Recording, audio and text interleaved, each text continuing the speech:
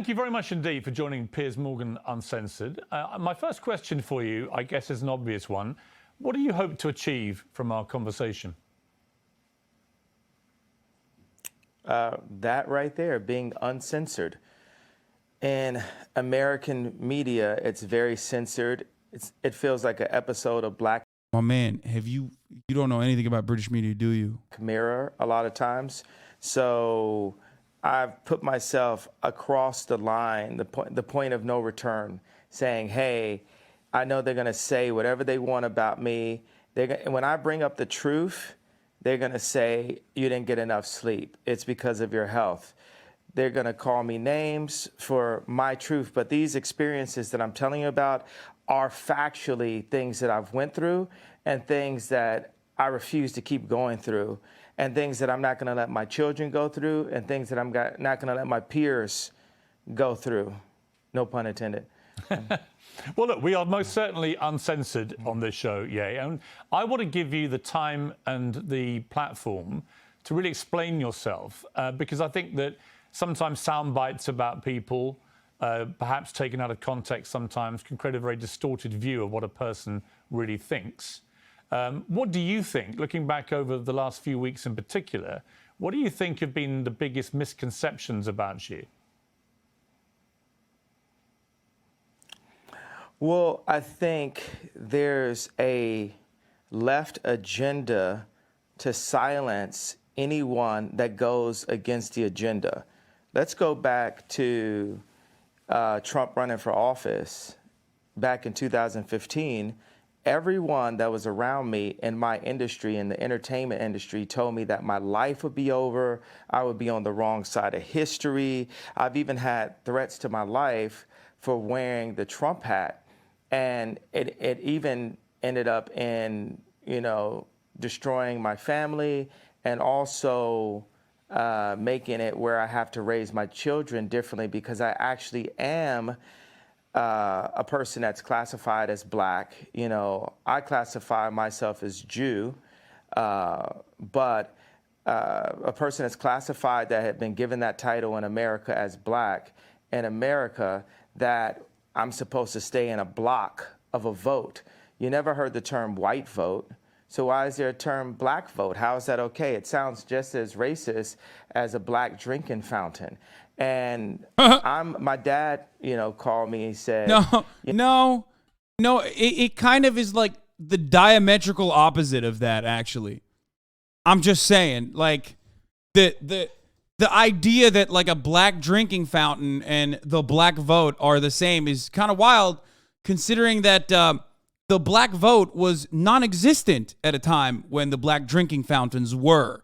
The whole civil rights movement was unironically centered around this concept of, abolishing segregation in the Jim Crow South. So, I mean, that's a wild fucking thing to say.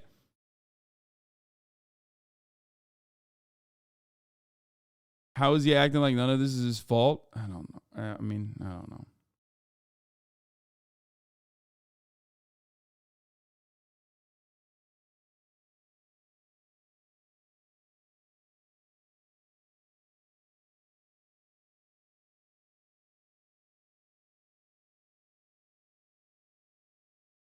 It's a insane fucking take. Not as insane as forgetting the top of the hour ad break, obviously, and refusing to take the bait from the chat, and then running it 11 minutes into the top of the hour, when there's a 60-second ad break. And, of course, if you no longer want to see said ad breaks, all you need to do is subscribe, which you can do for $5 or for free with a Twitch Prime, by connecting your Amazon Prime account to your Twitch account, where you get one free Prime subscription a month. Use it on your favorite streamer, or by getting gifted a sub if you're lucky.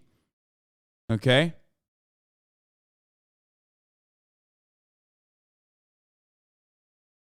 Not my best ad segue, I'll admit. Here's the 1 minute ad break now.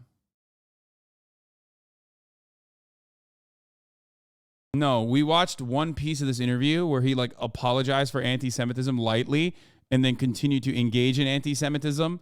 But this is a longer, this is the full interview that was now released. The thing that the left fear about Ye or makes me the most dangerous is I'm rich.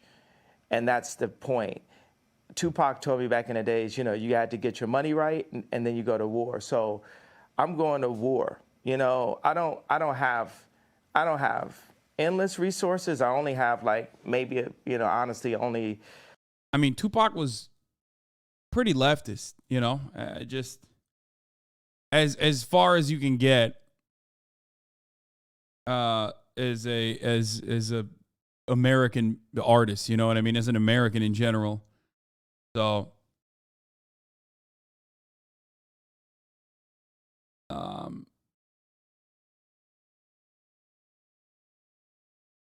I don't think that he and Tupac ever interacted.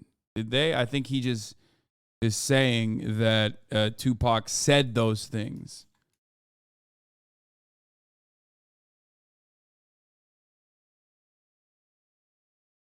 Did they? I think he's just literally quoting him and making it seem like they actually interacted.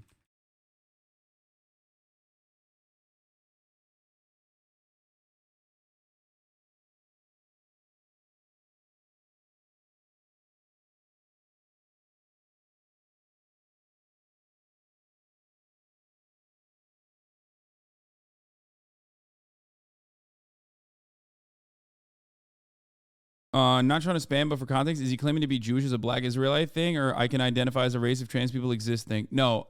Well, he might actually say the second thing in the future, but right now, as it stands, he's saying black people are in the. It's black people are part of the 12 lost tribes of Judah, and that they're like actually really the real Jews, and the current Jews are not real Jews. This is a black Hebrew Israelite take.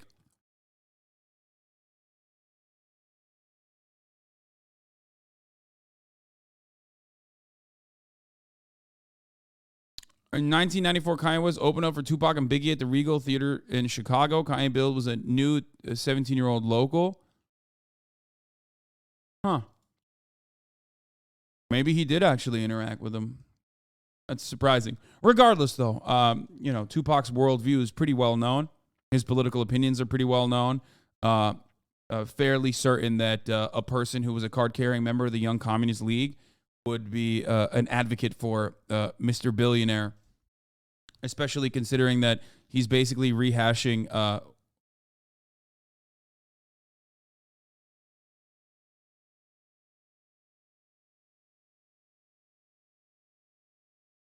what's fake? The fact that he opened for him, or the fact that he was a part of the Young Communist League, or the fact that he openly talked about reading even, I think, reading Lenin, right? The poster I showed is not real. What is not real? What are you guys saying is not real?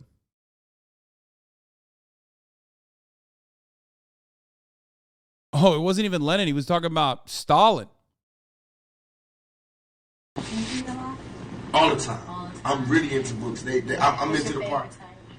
Right now, I'm into Mastering the Art of War, The Art of War. I just found all these new books. Thoughts of a General, How to Win an Argument Every Time, The Buying of a President. What's that book I got? The Russian guy? Stalin. I got that. Christopher Darden book. You'll Never Work Again in Hollywood. Whatever that is, what they talking about. Wasn't Pac's mom a notable Black Panther and a communist? Yes. That part is true, yes. A lot of different but so was Kanye West. Kanye West claims his dad was also a Black Panther. You know, there are Black Panther's political motivations throughout time, especially in our neoliberalized, a political sphere, has changed. You know what I mean? There's a Black Panther, a famous Black Panther who literally fucking advocated for Michael Bloomberg. You know what I mean? So that doesn't really.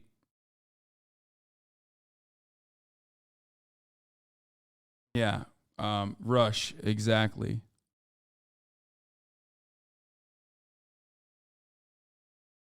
Bobby Rush.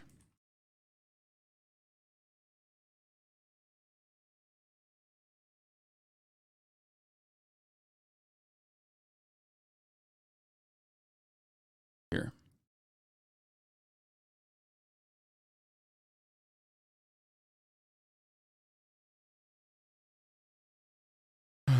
Black Panther was a Maoist organization, of course. However, obviously that doesn't mean that the rank and file have consistent takes with their initial development, ideologically consistent takes.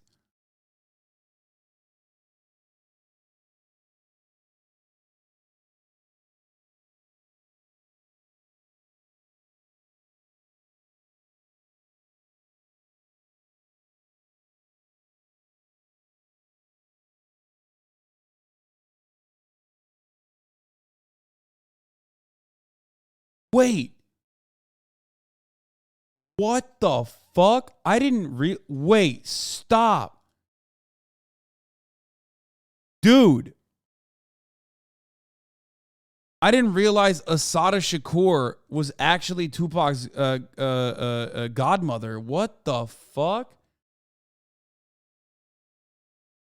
I'm not even kidding. No, I didn't know that. No, I did not know that. I knew his mom was in the Black Panthers, but I didn't realize that like Asada Shakur was Tupac's godmother. Holy fuck. And his aunt. That's crazy. Asada Shakur is a famous Black Panther who had to escape to Cuba.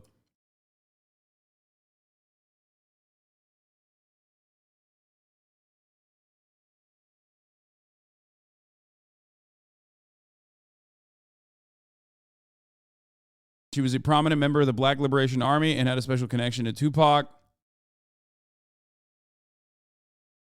They had a shootout with Asada Shakur and other members of BLA had a shootout with the police where they actually shot, I think they shot and killed some cops. She was able to escape and basically lives in Cuba still to this day. And she was like, unironically, she sought political asylum in 1984. 3 years later, she released her acclaimed autobiography, Asada. She was, until recently, like a most wanted list. She was on the FBI's most wanted list, I think, as well. I don't know if she still is. I remember yelling at Jake Tapper when he, like, talked about Asada Shakur as, like, a bad person, as a criminal or some shit. Let's see if she still is.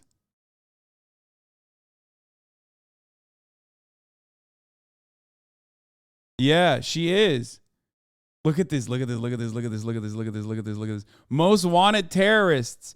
Joanne Chesimard added to the most wanted terrorist list. On the 40th anniversary of the cold-blooded murder of a New Jersey state trooper, the fugitive convicted of the killing, Joanne Chesimard, has been named a most wanted terrorist by the FBI, the first woman ever to make the Bureau's top list of terrorists. Fuck you guys, man. I love the neoliberal idpol slant on this too. The first woman ever to make it to the list.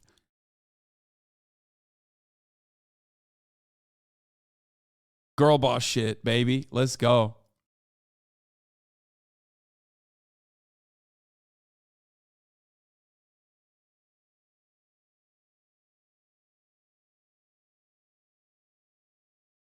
You are never getting that FOIA, whatever.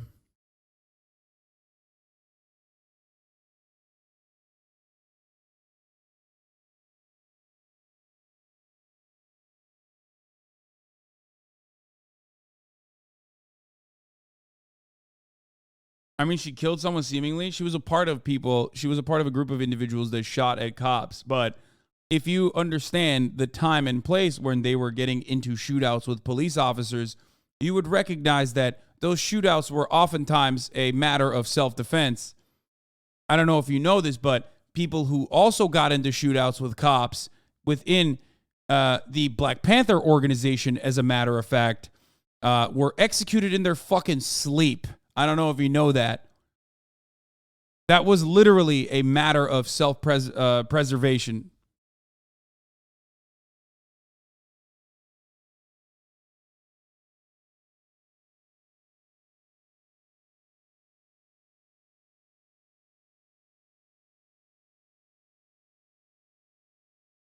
not much has changed with the attitude amongst cops. Maybe they were just like more openly. I mean, they were definitely more openly racist.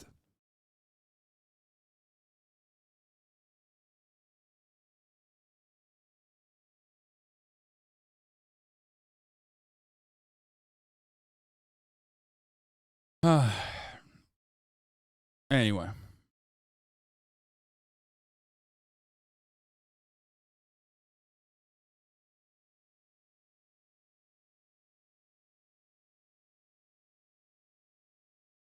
So, this little tangent on Tupac Shakur and Assata Shakur and the Black Panthers was, I guess, hopefully informative for a lot of people who were unfamiliar. Eldridge Cleaver got kicked out of the Black Panthers for being too extreme, then moved to Algeria for 20 years and came back to America as a Mormon Republican. Kanye on that beat. Kanye's on his own beat. He's dancing to the beat of his own drum. Is that the proper term for it? He's marching to his own beat.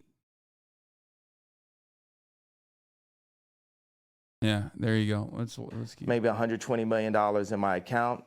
But what I'm not going to let happen is I'm not going to let my kids take over Yeezy someday and have a boardroom telling them what to do and talking behind their back. I'm not going to let that happen to my children. So I have to fight right now. And the other powerful icons in black music, when they were at the top of the game, they didn't fight at that point. They were too afraid of losing whatever they had. So by the time they wanted to make a difference, by the time Bill Cosby wanted to buy NBC, he didn't have the Cosby Show at that time to be able to stand up when they wanted to literally throw him in jail, you know, where they actually did throw him in jail. So people have to understand just the bravery. There's so many people everywhere. I know everyone can relate to being afraid to say what you're going to feel because you feel like you're going to, you know, you're going to lose something. So whether you agree with me or not, I believe people are going to.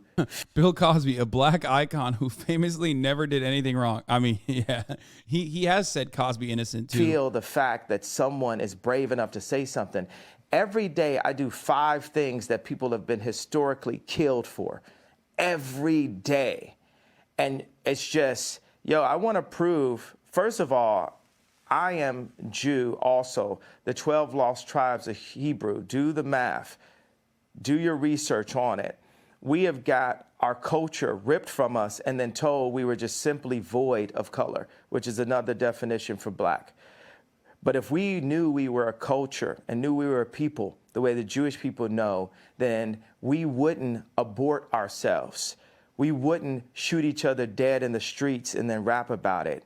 We wouldn't brag about, you know. Bro, his take on rap music and black culture is literally just a racist white person's take, by the way.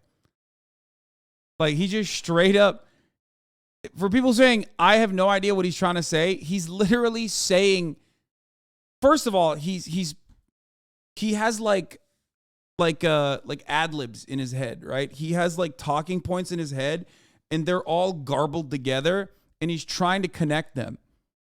But that's what basically happens when you weren't born into that world of white supremacist takes, and you're just making up for lost time in your fucking famous midlife crisis that you're going through, and you just like learned a bunch of talking points, and you're just like mixing it up together. Not all black people love drill rap, Hasan. Bro, why the fuck do people say this shit? It's not just drill rap. Like, there is, of course, going to be a component of violence that people talk about that they experience in their fucking music. Holy shit. I've said this already. And the ultimate point isn't necessarily that the art itself needs to be cleaned up. God damn. He also said rap music. He's talking about all rap music. He's not talking about fucking... Bro took a 30-minute white supremacy course 1 hour before the exam. Yeah, exactly. Having sex with each other's wives. We would keep our families together and we would do business together. Like, he's talking about, he's doing the classic, like, black fatherlessness is a problem in the black community shit. How do you not see that? That's like Larry Elder. That's what's the other dude? Fuck, the main guy who wrote the book. God damn it. I can't believe I'm forgetting his name now. No, not Jesse Lee Peterson. Fuck. Thomas Sowell. Thank you, ADK215. He's repeating Thomas Sowell talking points. White supremacist's favorite black person, Thomas Sowell.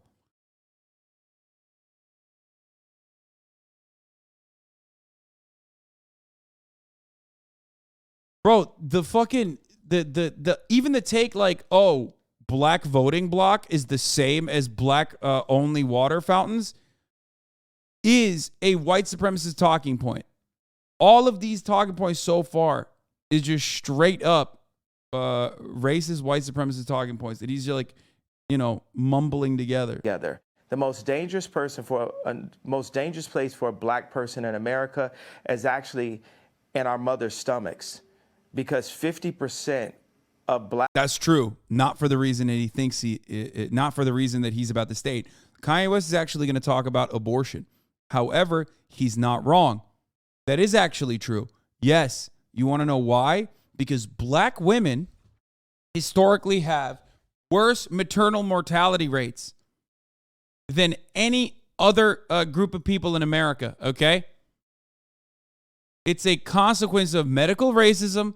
It's a consequence of medical neglect. It's a consequence of not having access to the amenities and not having the same finances as anyone else. It's just another aspect of systemic racism. But of course, he's talking about abortion. He's going to say abortion. Black deaths a year in America is abortion currently.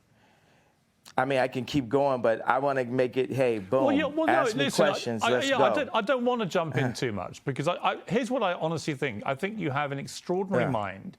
You have a number of extraordinary talents. You're a musical genius. You're a fascinating Piers know about public music? figure. What has been interesting to me is to watch the furore which has erupted in the last few weeks over a series of statements that you've made, which have caused, as you know, a lot of offence. And I guess before I get into them, I'm just curious as to whether you think there is a line for free speech. Listen, I completely agree with you that there is a war against free speech, that people are...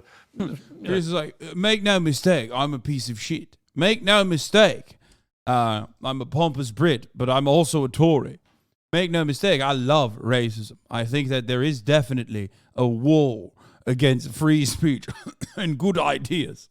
Treading on eggshells all the time, terrified of expressing honestly held opinions in case they get cancelled. I think we're living in a really insidious era where liberals are behaving like fascists. So on that, you have absolutely my agreement. But my question for you is, do you believe there are limits to free speech? And if they are, what are they? There are no limits to free speech. It's all context, right? Tarantino can write a movie about slavery where actually him and Jamie, they got the idea from me, because the idea for Django, I pitched to Jamie Foxx and Quentin Tarantino as the video for Gold Digger. What? Wait, what? That's awesome. Dude, I mean, I hope it's real. That's pretty funny if it is, but also a wild statement, and most likely people will not take it seriously unless you're like, you know, if you're still defending Kanye at this point, you probably will take that seriously because your dick riding levels are out of control.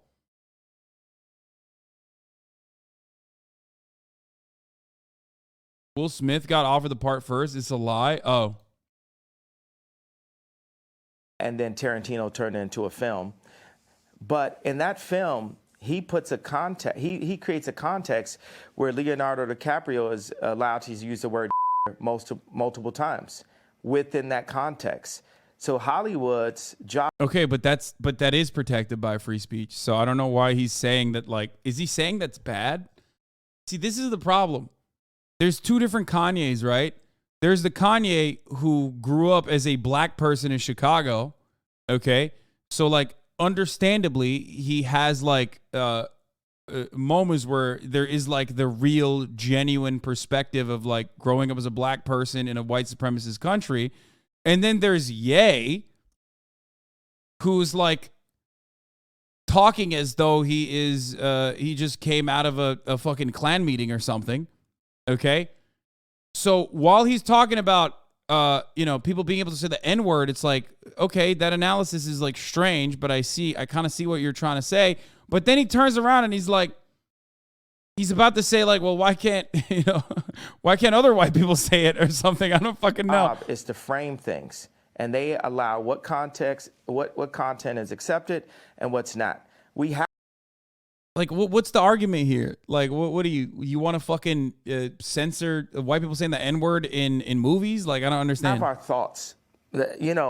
Everyone has thoughts and ideas, and then people try to manipulate your thoughts and ideas. In order for humanity to move forward, we have to be free to think and then to actualize. I like the word actualize better than execute. If you think about execute's a negative word, actualize would be more positive, except for the fact that it has the word act in it, and everyone's an actor, especially in Hollywood. I'm like top 5 writers in human history, so I really get into the power of words, and I feel very akin to Capote, Freud, Nikola Tesla, Da Vinci, Matisse, more Matisse than Picasso, more African cubism than Matisse. So I just do that.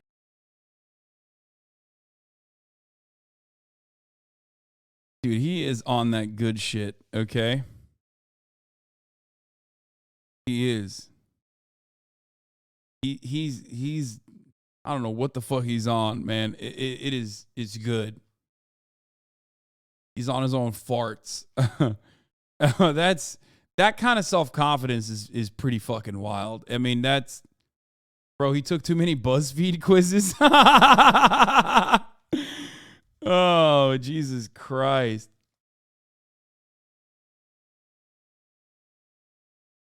That I throw out that kind of for the liberals, and that's the funny thing. It's like liberals. Let me hold you up on that. Me. On Matisse, when you say you're more Matisse than Picasso, as somebody who's a fan of Matisse and Picasso, actually, I spent a lot of time in Saint-Tropez where they all used to paint together. Why do you say Matisse? What is it about Matisse that you feel an affinity with? I feel like Drake is more Picasso and Ye is more Matisse. When we talked about, when me and Drake went to do the show last year for prison reform and to bring awareness to the incarceration of Larry Hoover, I sent him articles about the relationship of Matisse and Picasso and the need for these people. You need to have that. I need to go into the bar and go to Starbucks. That's a form of a modern day bar, right? And just hear Drake's song playing back to back. And Drake needs to go into that same Starbucks just in a different city and see people wearing Yeezys. And it puts us both back into the studio. And, God sets up these almost similar characters, these doppelgangers. It makes me really realize God has a sense of humor. Like, why is John Galliano and Mark Jacobs the exact same human being, just placed in a different place? Or why does God have it where Bernard Arnault cannot purchase Gucci, not even through the Chinese market? God does this to remind us that we are not God. Because when you take people like Elon Musk and Bernard Arnault and Trump or Jack Ma, Putin, you take these people in their own space, in their own environments, we can start to feel like gods on earth, but we are nothing in comparison to God.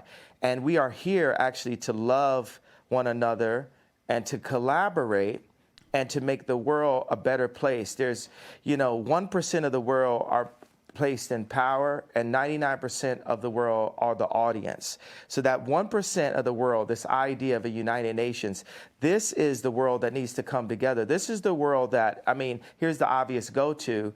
Biden doesn't listen to Elon Musk. The president of the United States does not have meetings with Elon Musk.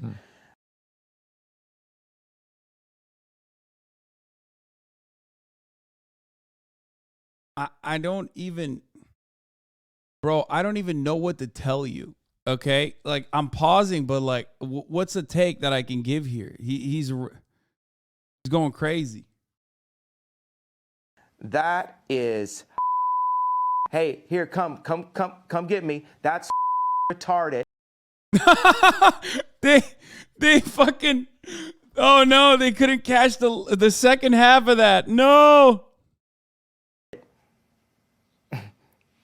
I know I'm not supposed to say that, Biden, but that's retarded, Biden. And I, you know, it's, and obviously because I've been deemed with mental health, all this, I have the right to use whatever words that I like to use. Well, that's interesting. So ask another question. Well, yeah, let me ask you on that. So you just said something very inflammatory about President Biden. It will, as you know, offend a lot of people. Yeah. And it will particularly offend people who work in mental health. You say you should not use a word like retarded. But you say that because you yourself have had mental health issues, that entitles you to use that kind of word as an insult. Now, I would say that's an arguable point. I've had, my issue is I've had mental health allegations. So do you believe that you have any form of mental illness? I believe that I suffered from exhaustion. I believe that I suffered from exhaustion. I suffered from being lied to constantly by the people around me. And I believe those. Okay, first of all, Kanye West can say it, okay?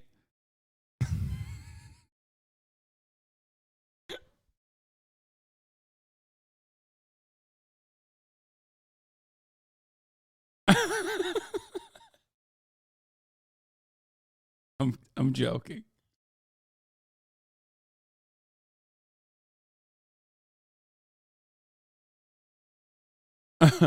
Also, the R word, I think, like, this isn't even to like disparage ableism, like genuine ableism or whatever, but like Kanye West has been literally hitting the high notes of every form of bigotry that I don't even know if ableism makes the top 10 list right now, okay?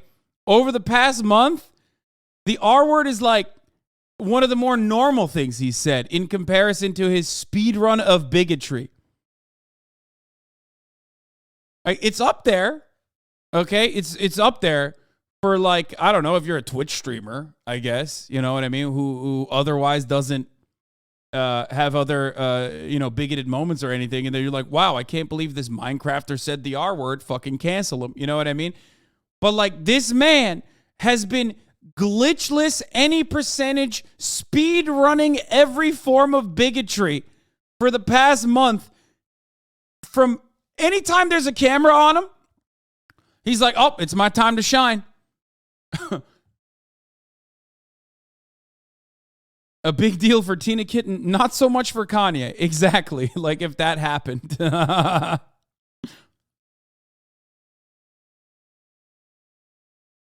Those things can drive anyone to a point of maximum exhaustion.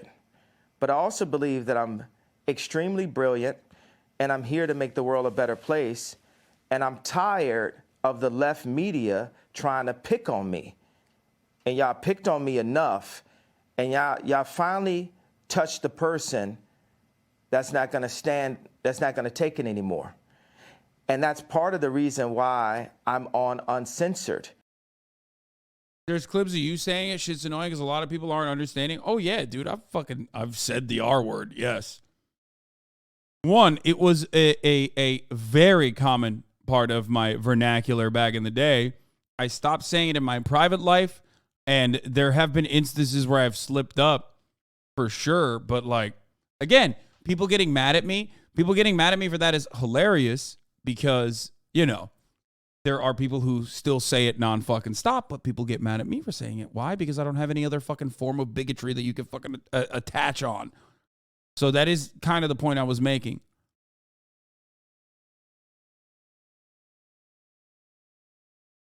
Because what they'd like is for me to be quiet.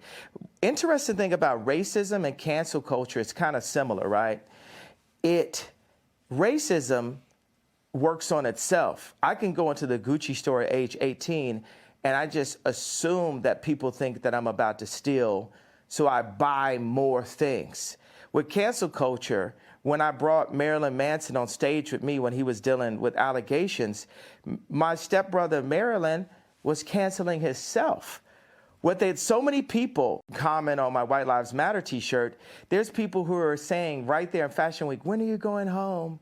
I'm so afraid. People thought I was gonna cancel myself. I'm not gonna cancel myself. I'm gonna keep on delivering what I feel, because guess what? It's very split opinions, by the way.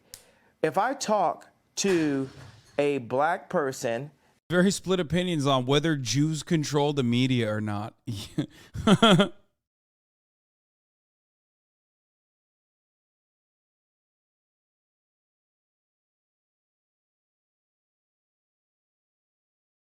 that makes under $1 million a year, they really relate to the George Floyd comments and feel hurt that I would even bring it up and question. Wait, what? He said there's black people that are offended by his George Floyd comments. Understandable. They were horrible. Is he going to say that there's also black people that are not offended by it? Like, as in what? Fucking Candace Owens? That's it? Question the approach.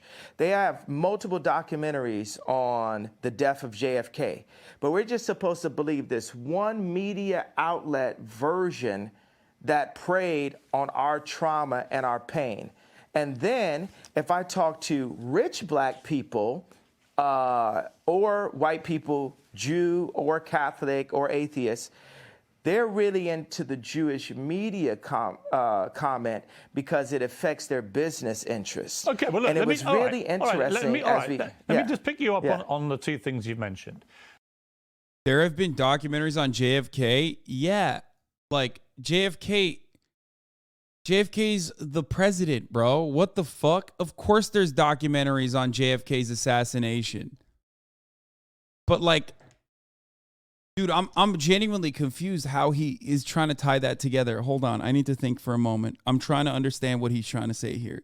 Like, I'm making a comparison to JFK's assassination plot, which there are still plenty of unanswered questions, okay, around, like, to this fucking day, is understandable. Comparing that to an open and shut case that happened in broad fucking daylight in front of, 45 people basically filming it from every fucking angle that went to court is wild.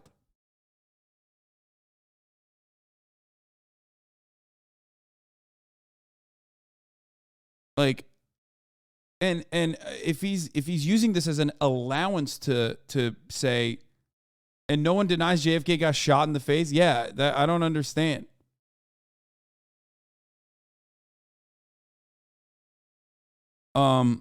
But what I don't get is like, oh, well, why can't they make a documentary? They made a documentary on JFK. Why can't they make one on George Floyd? Okay, but the documentary, the only documentary thus far that has been made on George Floyd's murder is with a specific purpose. It's not even like just asking questions. The specific purpose is to get suckers like you into believing that George Floyd was not fucking murdered, when the white supremacist criminal justice system even found a white police officer guilty of murder, which is something that they do not do. I have yet to see a documentary also on JFK's assassination that said, hey, I don't know if you know this, but JFK, what if his head did that on its own? You know what I mean?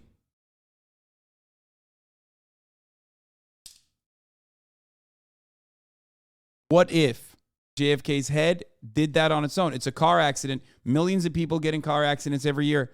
Why is this one that important? Think about it, folks. The first one is what you said about George Floyd.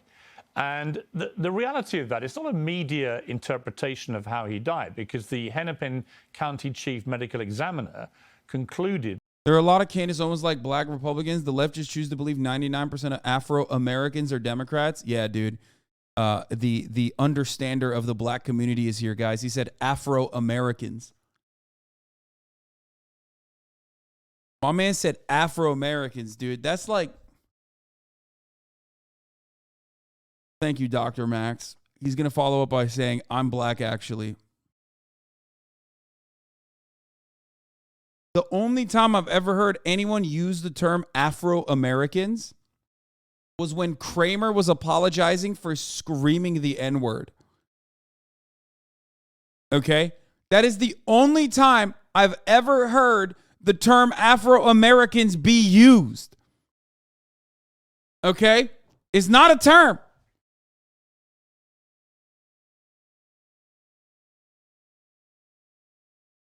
Bro, just say blacks, okay?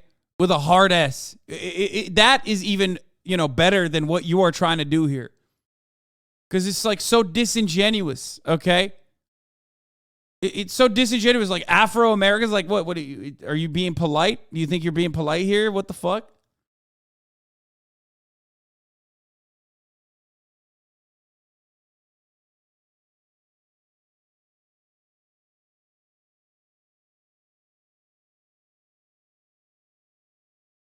That Floyd died from cardiopulmonary arrest. His heart stopped, complicated by the way the police restrained him and compressed his neck. Now, he also said there were other contributing conditions. Wait. Well, hang on, let me finish. There were other contributing conditions, narrowed arteries, high blood pressure, and fentanyl intoxication. But although these were significant conditions, he said, and things that played a role in the death, they didn't directly cause the death. The cause of death was what that policeman did with his knee to George Floyd. Person? Well, why would a coroner lie? What makes you believe that? Why would a coroner lie? I love people being like, it gets used in Europe. This motherfucker is talking about black people in America, okay? Claiming that there are black conservatives out there. There's like so many black conservatives who think like Candace Owens out there, while also using the term Afro-Americans. If he's in fucking Sweden, how about he shut the fuck up about issues that he has no idea on then, okay? You saying, well, that's actually a European term. It's European nomenclature. Doesn't actually make is not playing a contributing role or a supporting role in his argument. And he's not even coming back with anything, so I can't even hear him anymore. He just fucking said that and left.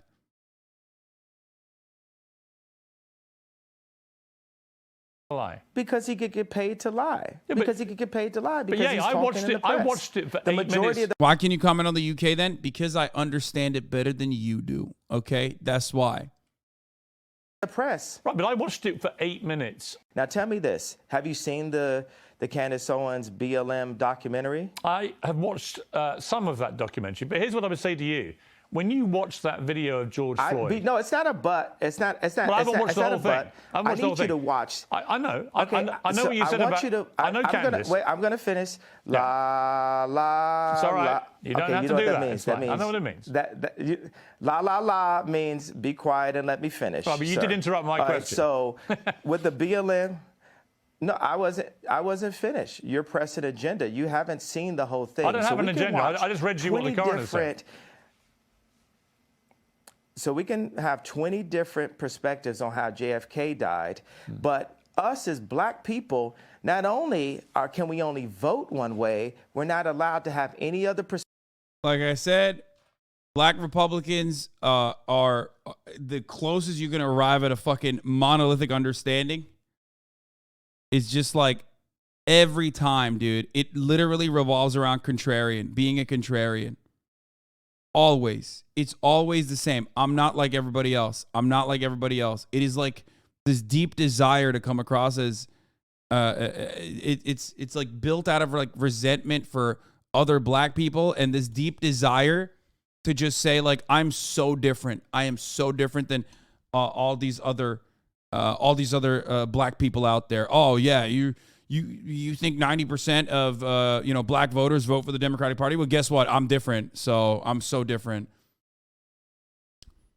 I'm not. I'm not doing that. I'm escaping the Democratic Party plantation. Perspectives, and that the area. You really should not say this. Oh, I did.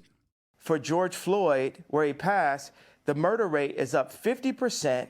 And nothing, this is so-called movement, but it didn't move blacks anywhere. Right, now listen. So as a black person. I will say there are legit... Wait, who are you to speak on how black people feel, though, man? Man, shut the fuck up, okay? Suck my cock, okay? I'm a political commentator. Of course I'm going to talk about black Republicans as a voting bloc when I'm talking about how it comes from a deep resentment and a desire to claim that you are not a part of a fucking monolith, okay? Shut up. This kind of fucking weird... idiotic, neoliberal, identity politics-focused understanding of culture and politics is literally the reason why Candace Owens exists, okay? You inherently, black or white, whatever your background is, when you fucking do that, you are legitimizing the defense shield that Candace Owens puts up every time when she's like, oh, I can say whatever the fuck I want because I'm a black woman. That's how she gets to use white supremacist talking points. You fucking idiot. Shut up. Yes, I, as a white dude, specifically a fucking white dude from Turkey, who is that far removed from any sort of genuine and personal understanding of white supremacy, even though I do see some of the tail end of that as a Muslim guy, okay? But nowhere near the same as a black person, can have a better take on racism in America than someone like Candace Owens, who gets fucking paid to spread white supremacist talking points. If you come back to me and make this idiotic argument like, oh, she's a black woman though, she knows better than you do, I'm going to tell you to suck my white cock. Shut up. I don't give a fuck what your personal background is either, because you're a fucking idiot at that point. Doesn't matter if you're black, doesn't matter if you're white, you're just a fucking idiot. You've been duped into legitimately, like, taking this weird, no nuance approach. God damn it, dude. Holy shit.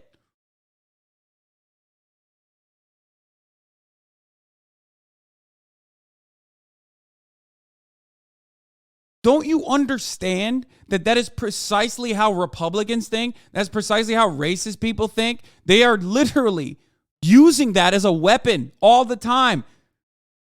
That's how they can get away with like tokenizing someone like fucking Candace Owens and making it seem like her very clear white supremacist agitated propaganda is actually legitimate. Candace Owens' entire role in this arena, okay? Candace Owens' entire role in this arena, in this political arena, is to make white racists feel comfortable about their racism. Because they can always point back to her and go, see, she's one of the good ones and she's saying the same shit that my Uncle Bo was saying. Okay? That's her job. She's not a useful idiot. She's not an idiot. She's actually a horrible person. Okay? She is very willingly a soldier of white supremacy. She knows what she's doing. Don't give her that out by being like, she's a useful idiot. She's not a useful idiot.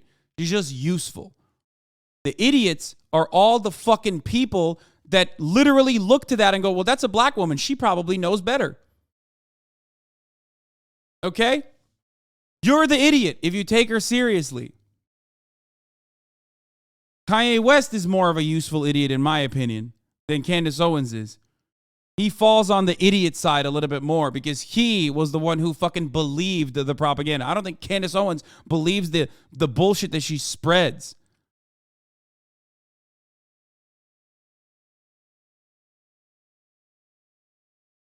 Legitimate questions about the Black Lives Matter movement, no question.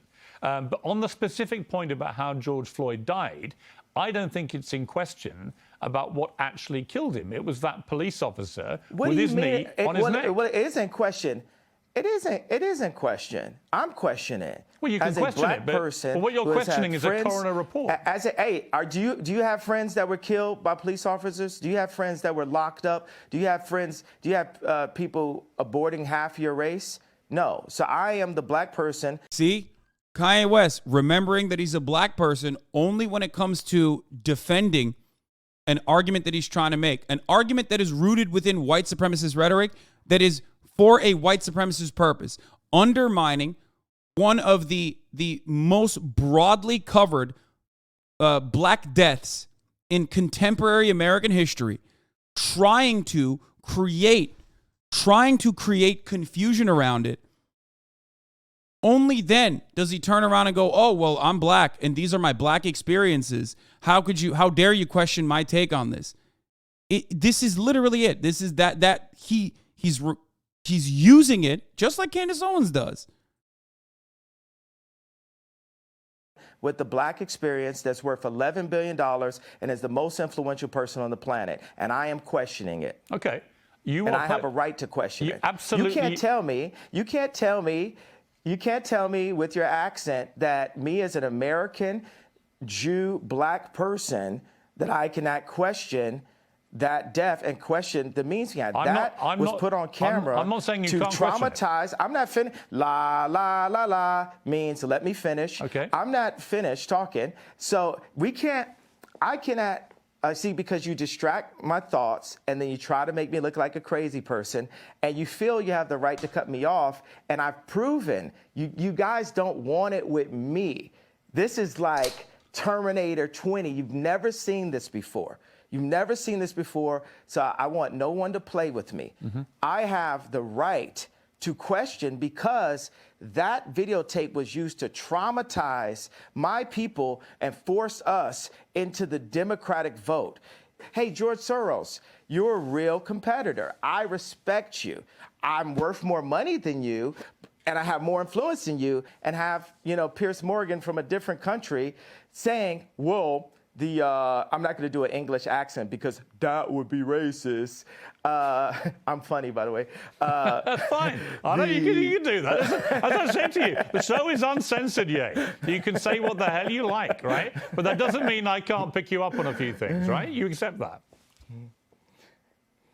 I accept that, but you try to say, it is unquestionable because this one Dr. Fauci said this. I know it wasn't Dr. Fauci, but I'm just giving an example where we hear from even Google. Like, people feel like, if you Google it, it's factual. There's so much non-factual information about me on Google, but then I still believe Google. And people pay to get certain information to the top of Google. But this is good. Keep going. Where else you want to go with it? Here's where I want to go. The civil rights lawyer Lee Merritt responded to what you said about George Floyd's death and said, while one cannot defame the dead, the family of George Floyd is considering suit, which they're now doing. As you know, they're suing you for $250 million for Ye's false statements about the manner of his death, claiming Floyd died from fentanyl, not the brutality established criminally and civilly, undermines and diminishes the Floyd family's fight. This is 100% true, by the way. He's weaponizing intersectionality to say whatever he wants, regardless of how ridiculous it is. Yes, but because a lot of Americans are fucking so stupid, both on the liberal side and conditioned into not looking at the actual nuance, the actual context behind words, that they will literally eat this shit up. There's a reason why, like I said, Candace Owens is so popular, or so successful, rather. Partially because she's on the white supremacy side, and white supremacy is the structural norm. So obviously, there's a lot of people looking for someone to reinforce those biases that have been baked into our existence from the jump. But the other reason is because, as a black woman, when she does that, that juxtaposition is something that is appealing to white racists who could turn around and, like I mentioned time and time again, point to Candace Owens and go, see, as a black person, you're disagreeing with a black person. And some libs will eat that shit up. The kind of libs that say, Black Panther came out this week. I don't think we should be going to the movie theaters. This is one for the black people. I don't want to take up a space I don't want to take up a space from a black person, that wants to watch Black Panther. It's your movie. Like, you're a fucking idiot, dude. Just go watch it. What the fuck's wrong with you? Like, it's just like, what the fuck is wrong with you? That's the liberal version of that same fucking idiotic brain disease. It's a fucking Marvel movie, man. The fuck?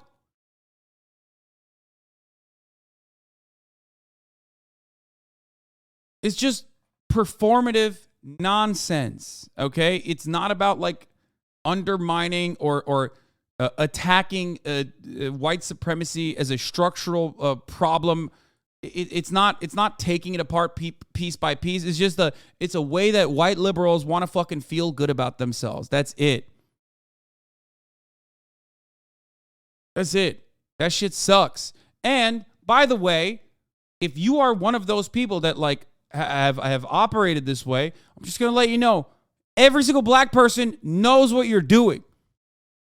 And they laugh about it when you say dumb shit like that. If you're the type of white person that sees a black person and immediately goes, I'm so sorry for police brutality, or immediately starts bringing that shit up and not treating this black person like a person, but a black person, okay, you're still otherizing black people. It's still coming from the other side of that very same fucking coin.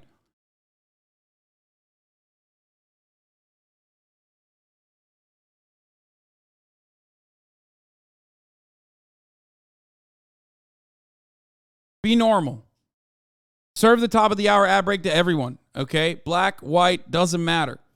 Because at the top of the hour, you get hit with a 60-second ad break. Okay? And if you no longer want to see those ads, all you need to do is subscribe.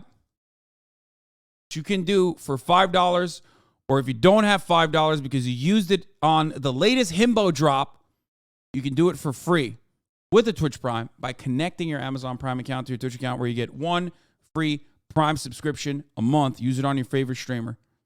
Hopefully that's me. Or you can get gifted a sub if you're lucky. Here's the 1 minute ad break now.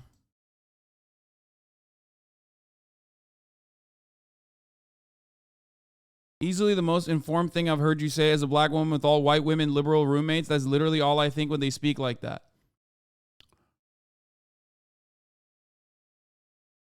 It's performative. It's a way for white people to center themselves in yet another conversation, a conversation that's supposed to feature, black people and black experiences and black attitudes and black ideas.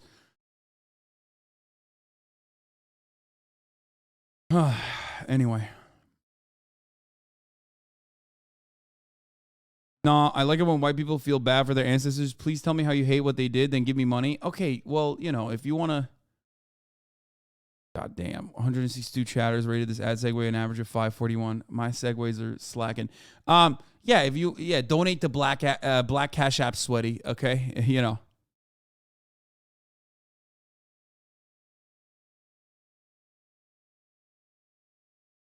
Aren't all your positions performative since you do political takes as a performance? Yes, I'm faking everything. I'm secretly deep down inside a massive racist. That's why I try to. That's why I want to play racism on New Game +7 difficulty. That's why I have built a community around the fundamental values of anti-racism, so that it's harder for me.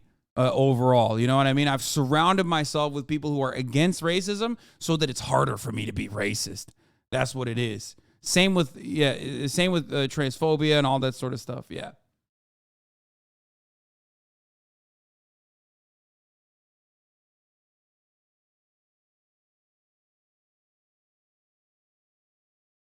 You did say you were a centrist on woke issues a few days ago.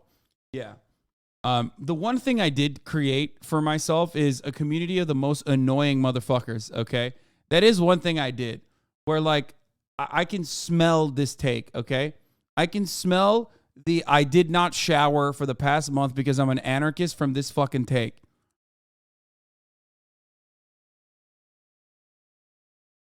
Right. So what is your response to that? Well, anybody who loses a loved one, my heart goes out to them. Any race, my heart goes out to the pain of that. I have a theory about it. Now, this is not a fact. This is a feeling that I have. In the documentary, George Floyd's 2 roommates said that George kept saying, they want a tall guy like me. What does that mean? Tall guy like. What's the implication behind that, by the way? You attack chatters because they are right? What? Bro, you are a kid. You don't know politics. Stay in your lane. What's my lane, dude? Ballarat? Anyway, I can't. Okay, we're done. I'm done reading dumb takes in the chat. Every chatter with a $5 a month subscription is going to fucking chime in now and try to get my attention. I know you want daddy's attention. Daddy's not going to give it to you right now. We're focusing on other shit. Okay. The implication behind this is what? Like that George Floyd knew he was going to be fucking like the sacrificial lamb to create racial animosity or something? Like, is that what he's trying to say here? It's very weird. Like me.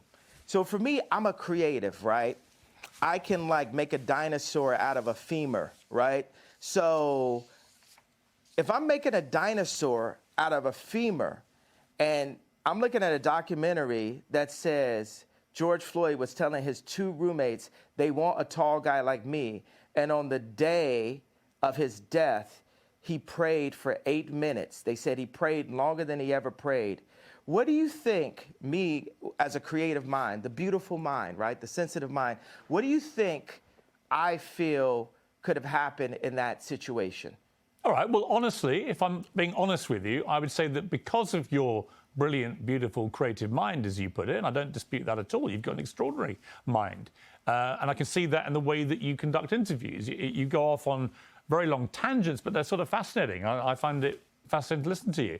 I'm not saying you don't have a right to question. Sort of, quite. Yeah. These are like Capote level fascinating tangents. No, they're not. They're not. I'm just saying it's the way you conduct yourself, and I think that's very interesting. What do you mean? Or not? Why is it? Oh, it's not Capote level. He's like, suck my dick right now. Piers, give it a little suck right now, or I'll end this interview. Same guy that keeps seeing Messi playing soccer in his backyard, carried by Mike Dean for his whole career. Stop, dude. That was a bar. How dare you? How dare you? Okay? How fucking dare you, dude? I think I see Messi.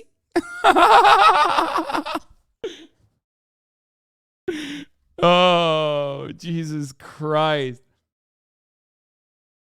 Yeah, the narcissism stuff is actually content because he is so high off of his own farts that like it does make for compelling content, especially when you're trying to understand what he's saying. Don't play with it, bro. God's his bestie. Actually, I think you Capote level. If you sort of. If you would like me to compare you to Truman Capote, I am happy to do that. Yay. If you want he's like, I'll sock you. I'll polish your knob, my friend. I'll do it. I will. This is a beautiful interview that you're giving me, Piers Morgan. On the show, Piers Morgan interviews people that are worse than his, so he looks good in comparison. That's the show. Be known as the new Capote. Okay. I'm with you, okay? I'm not going to question your talent. Your talent to me is completely unquestionable, right? When you question that, answer the question about the femur to the dinosaur. No, I'm going to ask you a different question. Situation. I'm just going to ask you this. What? No, you're not. You're gonna. No, I didn't finish my question. Well, hang on. You can't tell me. You gotta answer my question. You can't first. tell me what questions to ask you. You accept that I'm the interviewer. I can't tell you to answer my question. No, I said answer my question. No, I'm interviewing you too. Well, you can't interview me. It's my interview. You're Bono. I'm interviewing you too. See, that's the way we rap. Let me just. You know what I'm saying? No. Let me just put this to you. So no. Why does he think, dude? There is no, dude. What the fuck? I feel like too many people have just like said Kanye is so brilliant that he just like he'll have like elementary bars. Okay, he'll have bars like a kid, and then he'll still be like, man, that shit was fire. You're Bono. I'm interviewing you too, and then he's so used to the room clapping for that he's just like, I just just came up with that on my own. That was pretty fire. No. You're trying to avoid. Hang on. You're trying to avoid No. something. La, to put quite a phrase. You're interrupting me now. I'm going to get back to it. All right, you can, but let me ask you Because you haven't answered my question. Here's my question for you, which you haven't answered. No, I'm not. Don't answer my question with a question. Yeah. I'm not answering anything to you. I'm going back to my original question in a way, which is simply this. Bro, this is literally I'm not two saying you children. don't have a right to question how George Floyd died, but given the world watched that horrifying video of that policeman's knee on his neck, and given that is what the coroner said caused his death, albeit he had other underlying conditions, including fentanyl intoxication, when the family see someone like you, who's hugely influential, you're known around the world, questioning how their loved one died, they find that very hurtful, which is why they're now suing you for it. And my question for you is, do you understand the pain that sometimes your comments can cause, like this circumstance with George Floyd's family? Now, I'm going to ask you a question again. With my imagination, when you see in the documentary that George Floyd's two roommates said they want a tall guy like me, they want a tall guy like me, and that he prayed extra long on the day of his passing, where do you think that takes my beautiful mind? I think it can take you to a place where you want to believe something which may not be true. I'm not saying it's not. I'm just saying all the evidence points. I'm giving you an honest answer. My honest answer is I think that that wasn't honest. That was a political my honest belief is that. What do you guys do? People in the newsroom, what are they doing? They're like cringing right now. They're like, whoa. No. We never experienced this before. We I'm not cringing. A black entertainer that won't be threatened by the media to back down from his opinion. Yeah, I think you mistake me. Dude. I mean, this is literally Candace Owens. This is Candace Owens. Notice how throughout the interview, he's saying anti-black shit nonstop. And the moment that he gets pushback on it, he's like, well, I'm black. And you're trying to silence me because I'm black. And you've never actually seen a black person like me before. And that's why you're doing this. Like, it's just like, it's so clear what he's doing.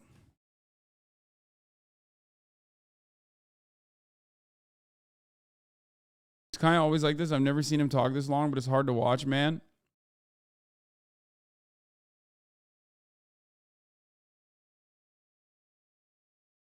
Painting a target on his own forehead, throwing grenades down a hallway, and complaining he's catching shrapnel. You mistake me for somebody who's going to be like the others. I have a show called Uncensored for a reason. I'm giving you a platform for a reason. But you're pressing an agenda. No, I'm not. You're perfecly entitled to your opinions. Your agenda. But do you accept you're lying now? Do you accept you may not always be right? I just called you a liar. How does that make you feel? That's fine if you think I'm a liar. That's fine. No, you're a liar. You're pressing the agenda of the pain and trauma economy that is pressed on my people by the left. Actually, the trauma I think that was implemented to George Floyd was from a vile white racist police officer who kneed him to his death. And I agree with the coroner's findings because I don't see any reason why the coroner would invent that. So that's my belief. If you want to challenge that and you don't believe it, that's entirely your right. I have a question. I think he's perfected the art of like not being interviewed though. If anything, like, because like, listen, Piers Morgan is a British journalist, okay? And the reality is no matter what happens, okay, no matter how awful he is, no matter how conservative he is, if you're a British journalist, you're very good at fucking pushing and pulling in certain places to like always get quotes that even the other side doesn't actually mean, okay? Whatever the quote is that you want to get, you will get it. British journalists are born to do this shit. They do it really, really, really well, okay? And Kanye is, and by the way, if you don't know what I'm talking about, watch the BBC interview with the famous BBC interview with Ben Shapiro, where he freaks the fuck out. Like, he's like, American media is not as good at like picking shit apart in the same way that British media does. And oftentimes they use that for evil, for the record. Whereas, yeah, Andrew Neil was the interview I was thinking of. Whereas, like, Kanye West has perfected the art of not getting caught at all by behaving like a child, like a petulant child. I would say similar to the Boris Johnson technique. Who do you think are the biggest vow white racist?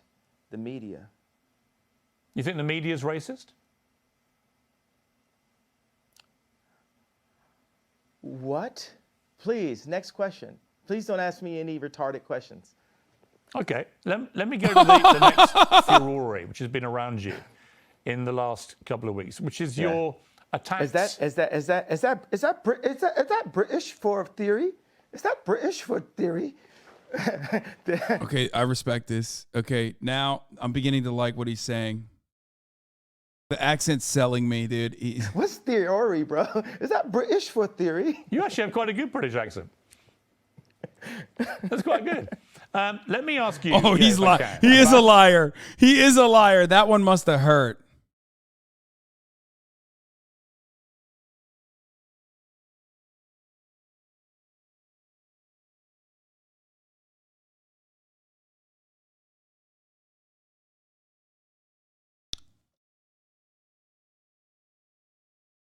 Better accent than yours, by the way. Okay, the dick riding has gone out of control.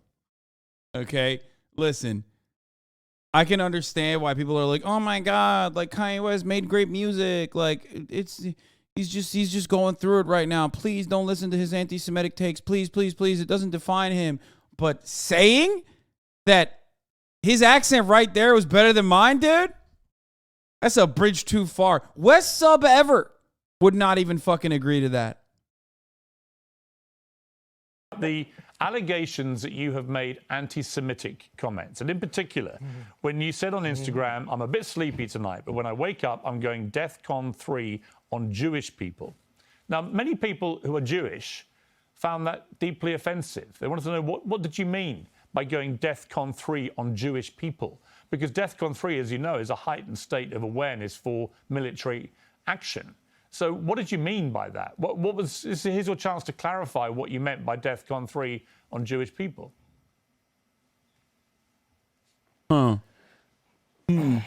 Well, thank you for allowing me to say what I meant due to the fact that I was blocked by Jewish people after I said that. So I wasn't actually allowed to say what I was about. Bro, this is like, this is white woman behavior.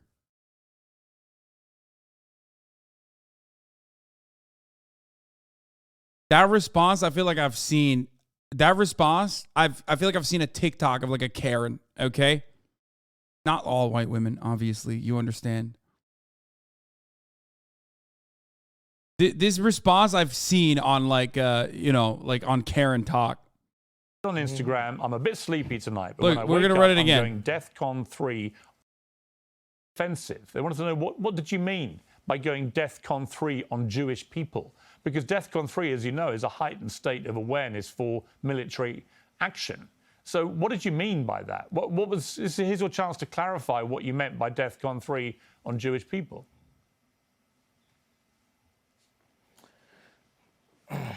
Well, thank you for allowing me to say what I meant due to the fact He's so sassy. that I was blocked by Jewish people. He's so after sassy. I said that. So I wasn't actually allowed to say what I was about to say. Dude, this level of passive aggressiveness is like, it's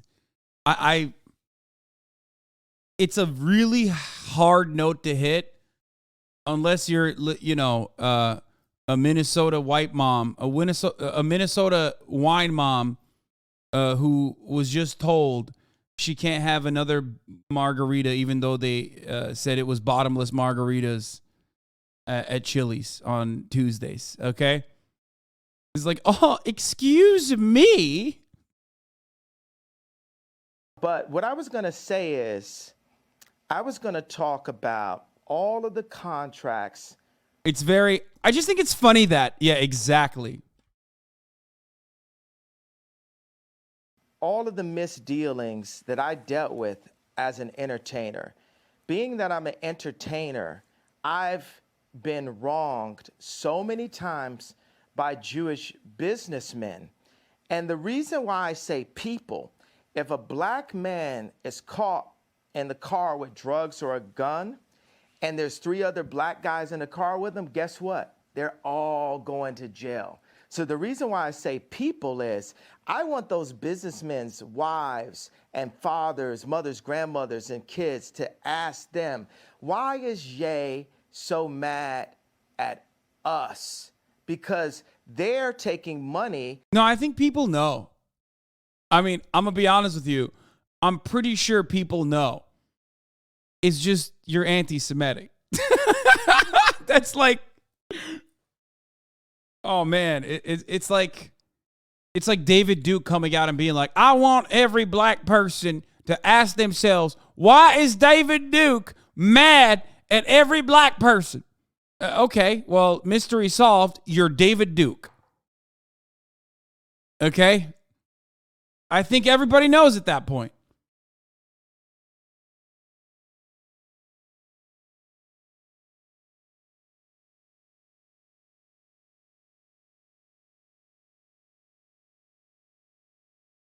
Out of my children's mouths and putting it into their children's mouths. I'll give you this parallel and this analogy. If you take, I just talked to Irina Shayk, right? And yeah, he's clarified the DEFCON comments 4 times, and it has gotten worse each time. Yeah, the funny part about it is like it always is the same. There's functionally no difference between the way that Kanye West is describing his anti-Semitic statements with more anti-Semitism. And the earlier interview that we watched of the British Tory guy who was like, well, Rishi Sunak is not British because, he's fucking brown, yeah? You can't be brown and British. Like, usually people have a better way of hiding their bigotry while still trying to make a bigoted statement. Kanye West does not because, this is all recent developments for him. So he hasn't learned the talking points yet to be able to cover his ass, to just dog whistle. You know what I mean? He's not doing that. He's just straight up being like, well, I said DEFCON 3 because I'm anti-Semitic. And here are some anti-Semitic reasons as to why I'm anti-Semitic. And also, you should agree with me because I'm Kanye West. The funny part about it is that, yeah, he is a rookie racist. He's like a novice in the racism game. And,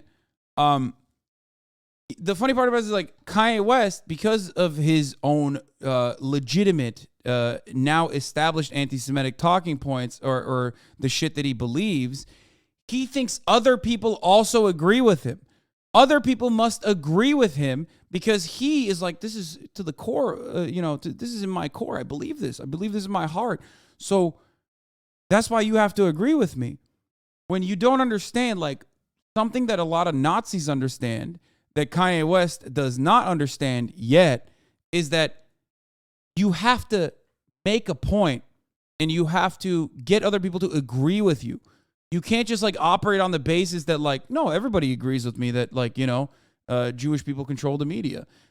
Because if your starting point is that everyone obviously agrees with me on something like that, well, you're going to run into some problems. People are going to be like, wait, what the fuck? What? No.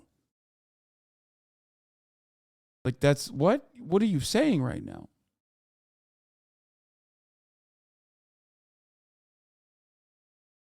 He's not trafficking it in. He's not doing the hiding your power level shit that neo-Nazis do. He's just straight up being like, well, the underlying reason my underlying premise as to why I said the DEFCON 3 shit is because more anti-Semitism. And if you look at a picture of her at age 14, this person is beautiful, one of the most beautiful people that God has ever created, right? What? And if any man... Oh no, Kanye, he's going libertarian. Don't do it, man. And if you look at a picture... Bro, Kanye! He went full libertarian, dude. He's talking about the arbitrary nature of age of consent laws, dog. Don't do it. No. Dude, he had to hit all the stops. You couldn't have just avoided the fucking pedo stop, dude. He's on his... Bro, I swear to God, next week he's going to come out with an anime avatar, dude. It's over.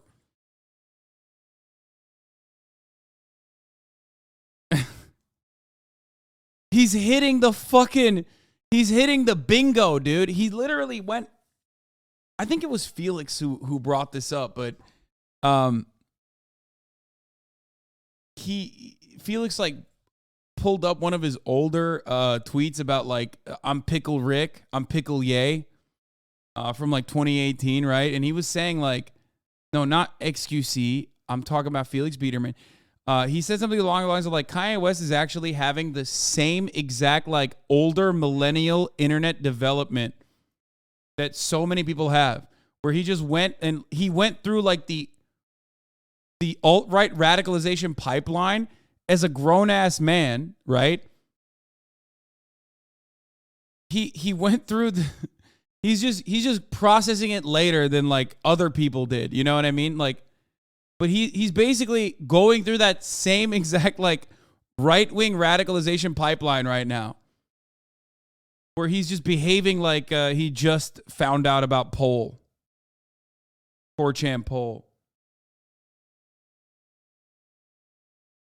This made me realize he just speed ran a younger millennial's internet ideological journey. If he goes to crazy guy rehab, he's going to have a really irritating anarchist phase afterwards and maybe wear cat ears at some point. Yeah.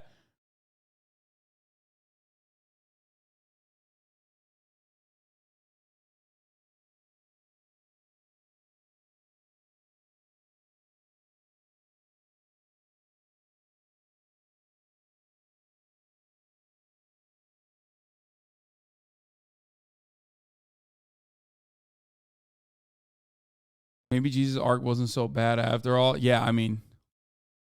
Of her at age 14, this person is beautiful, like one of the most beautiful people that God has ever created, right? And if any man did her wrong at a young age, she would get to the point where maybe she would actually hate men. You've heard that terminology, right? So I'm at a point where I'm frustrated. I have the right to my anger, and I'm saying that people need to fix it. I'm not going to fix what I feel until what I'm feeling is fixed. Okay, can I respond? You're not just going to shut me up and say... No, I'm not going to shut you up. Can I respond to what you just said? My problem with what you've said, I'll be straight with you, is that if I, as a white man, posted tomorrow on my Instagram, I'm a bit sleepy tonight, but when I wake up, I'm going DEFCON 3 on black people, what would you think? Jew. No, if I said black people, what would you think? If that was what I posted? Well, did you accept that black people... You accepted that black people are Jew? Or I'll come to that in a moment. On the specific, though, if I simply... Bro, he doesn't understand the question. Like, he literally does not. He's incapable of understanding the question here. That's crazy.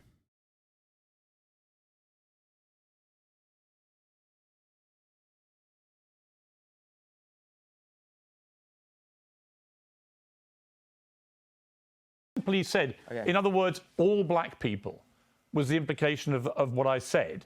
I would get rightly cancelled. I would get rightly vilified and abused. You, I suspect, would be outraged by a white person saying such a thing, because you wouldn't make any distinction about whether I was talking about certain black business people I'd fallen out with or whatever. You would think I was judging an entire populace by the colour of their skin. You are, by saying Jewish people, on Jewish people, you're not saying Jewish businessmen, accountants, whatever, that you've had a problem with. You're basically saying in that statement, all Jewish people, which is why it caused such offence. And I'm curious whether you, even as you wrote those words, understood what Jewish people actually would feel when you said that, and didn't make any specific references to any individuals.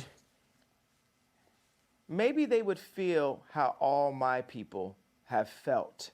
Maybe they would feel the pain of when a black artist looks up and they've completely been raped by 5 Jewish businessmen. And there's multiple accounts. Why does the of fact this that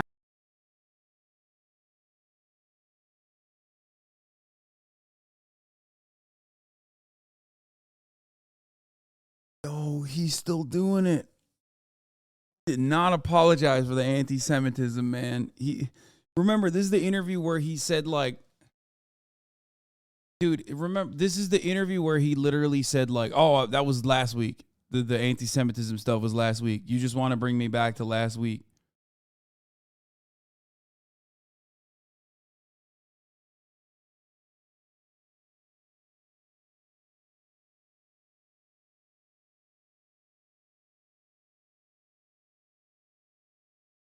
they're Jewish have anything Maybe to do with they it? would feel like that. But why would you say It just so happens they are. Well, okay, but I wouldn't.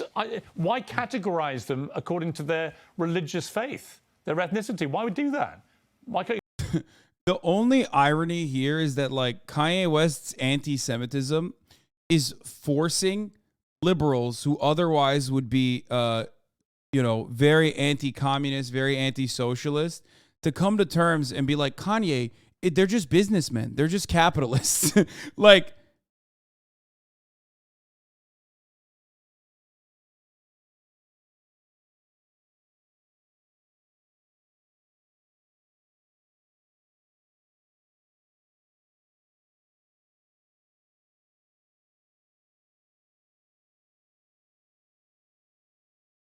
I can't believe what I said. I can't believe you'd pull up what my receipts from last week. Anyway, I'm going to reaffirm what I said last week. Yeah.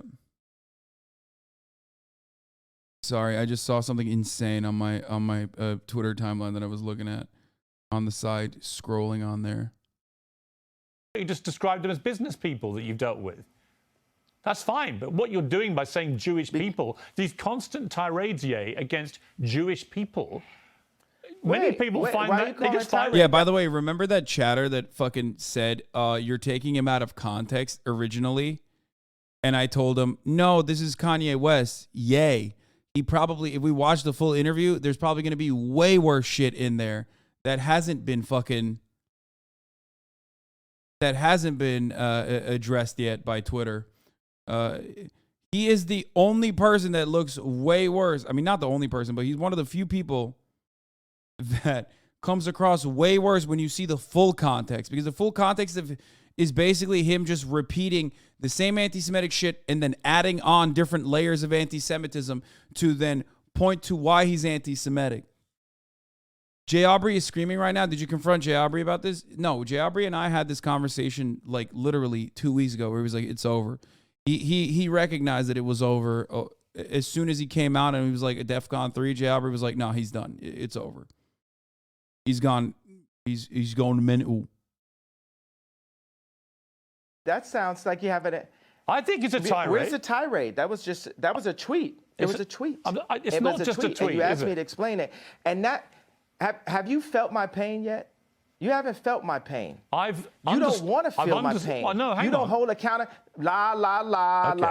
You don't hold accountability to my pain. You're being a Karen. I'm talking about. I'm not a Karen to the pain. I'm not a Karen, and I'm not going to cancel you, and I'm not going to uncensor you. I'm simply going to challenge you on what you're saying.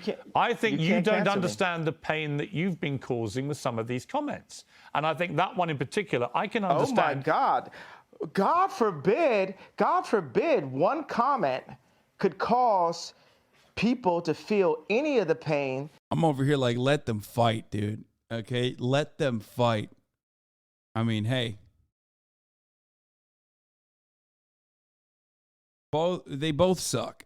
Okay? That my people have went through for years. Even like the blacks being ushered to the left during the civil rights movement. No one has cared about black people. All right. No one is. Let me say, I agree that the racism against black people has been utterly deplorable, shameful, unacceptable, And thank God the world is beginning to move to a better place about the way what it about- has treated okay, black what people about- like you. However, one form of racism, doesn't it's justify... almost in a better place. Well, But you one see, form of the way racism you're doesn't cutting me justify off another. is not a better I'm place. not cutting you off. I'm finishing my sentence so you can respond. One It's form not- of racism... it's not one form of racism. It is racism when you say I'm going DEF CON for clarify the Jewish truth. people.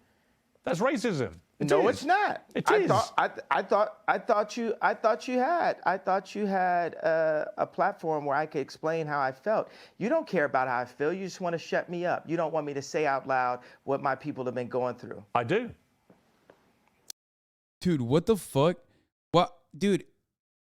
It's such a weird, inherently contradicting ideology that Kanye West is trying to put out there, where it's like black Israelite theories without and like minor instances of like the recognition that black people have been suffering, only to then turn around and spread every contemporary anti-black rhetoric you possibly can fucking say. It's so wild. He's like openly anti-black while simultaneously he's openly anti-black, spreading anti-black conspiracies while simultaneously claiming like, look, we, my people went through this. We struggled. It's so weird.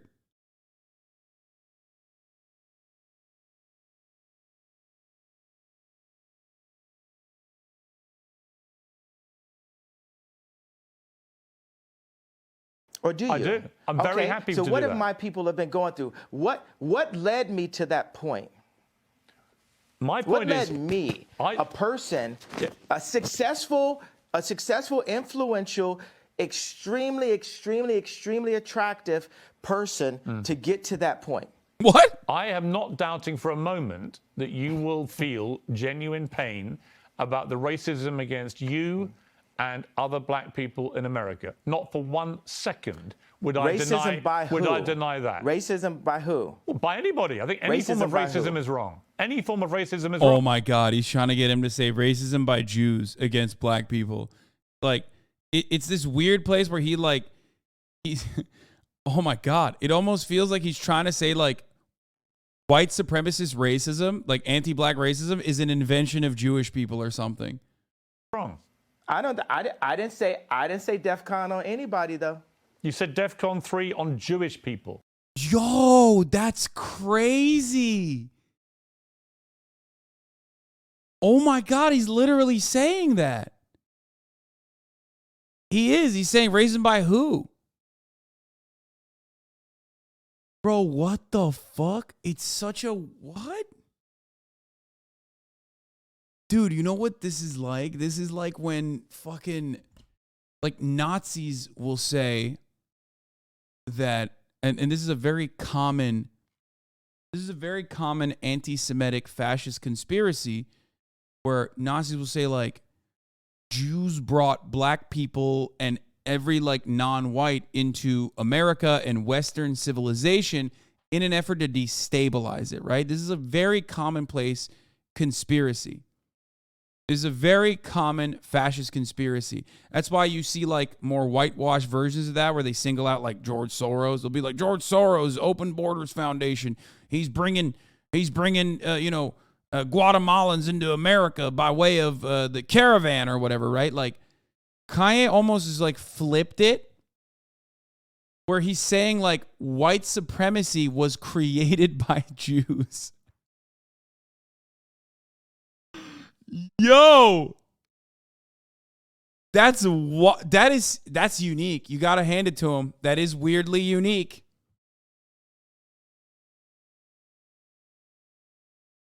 And also inherently contradictory to the other, anti-black shit that he's saying, but still.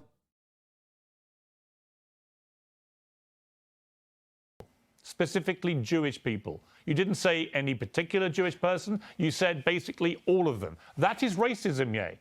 And I think if you were honest with yourself, given the fallout from this, you would think again about how you phrase that sentence. Because actually, you didn't mean all Jewish people. Given the fallout. I mean, he's owning him again. God, he's owning him again. He's owning him so hard. I love when he does that. the accent. He just, sorry, it's just the truth. He's just fucking ripping him. Pope, NZL. Accent equals win. Oh, 100%. It's true, though. Owned. Piers, you just got owned. Shut up, Piers. You got fucking owned. Argument destroyed. Hurt you cause Jewish people? What fallout? Well, you were removed from What fallout? you were removed from Jewish. social media. Wait a second. You're not allowing me to talk, Chris. I'm You're not Piers. allowing me to I'm talk, Piers. Chris. Oh, I thought it was the same person. Oh, Chris Cuomo interview. He's talking about the Chris Cuomo interview. But that also, not a good sign. But anyway.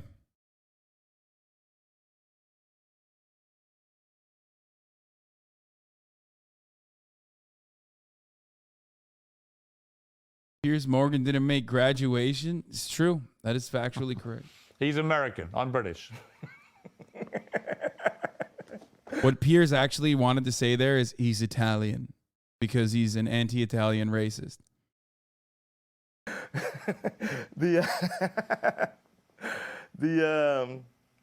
What is So happening? the thing is, I want to bring joy to the world. I'm a composer, right?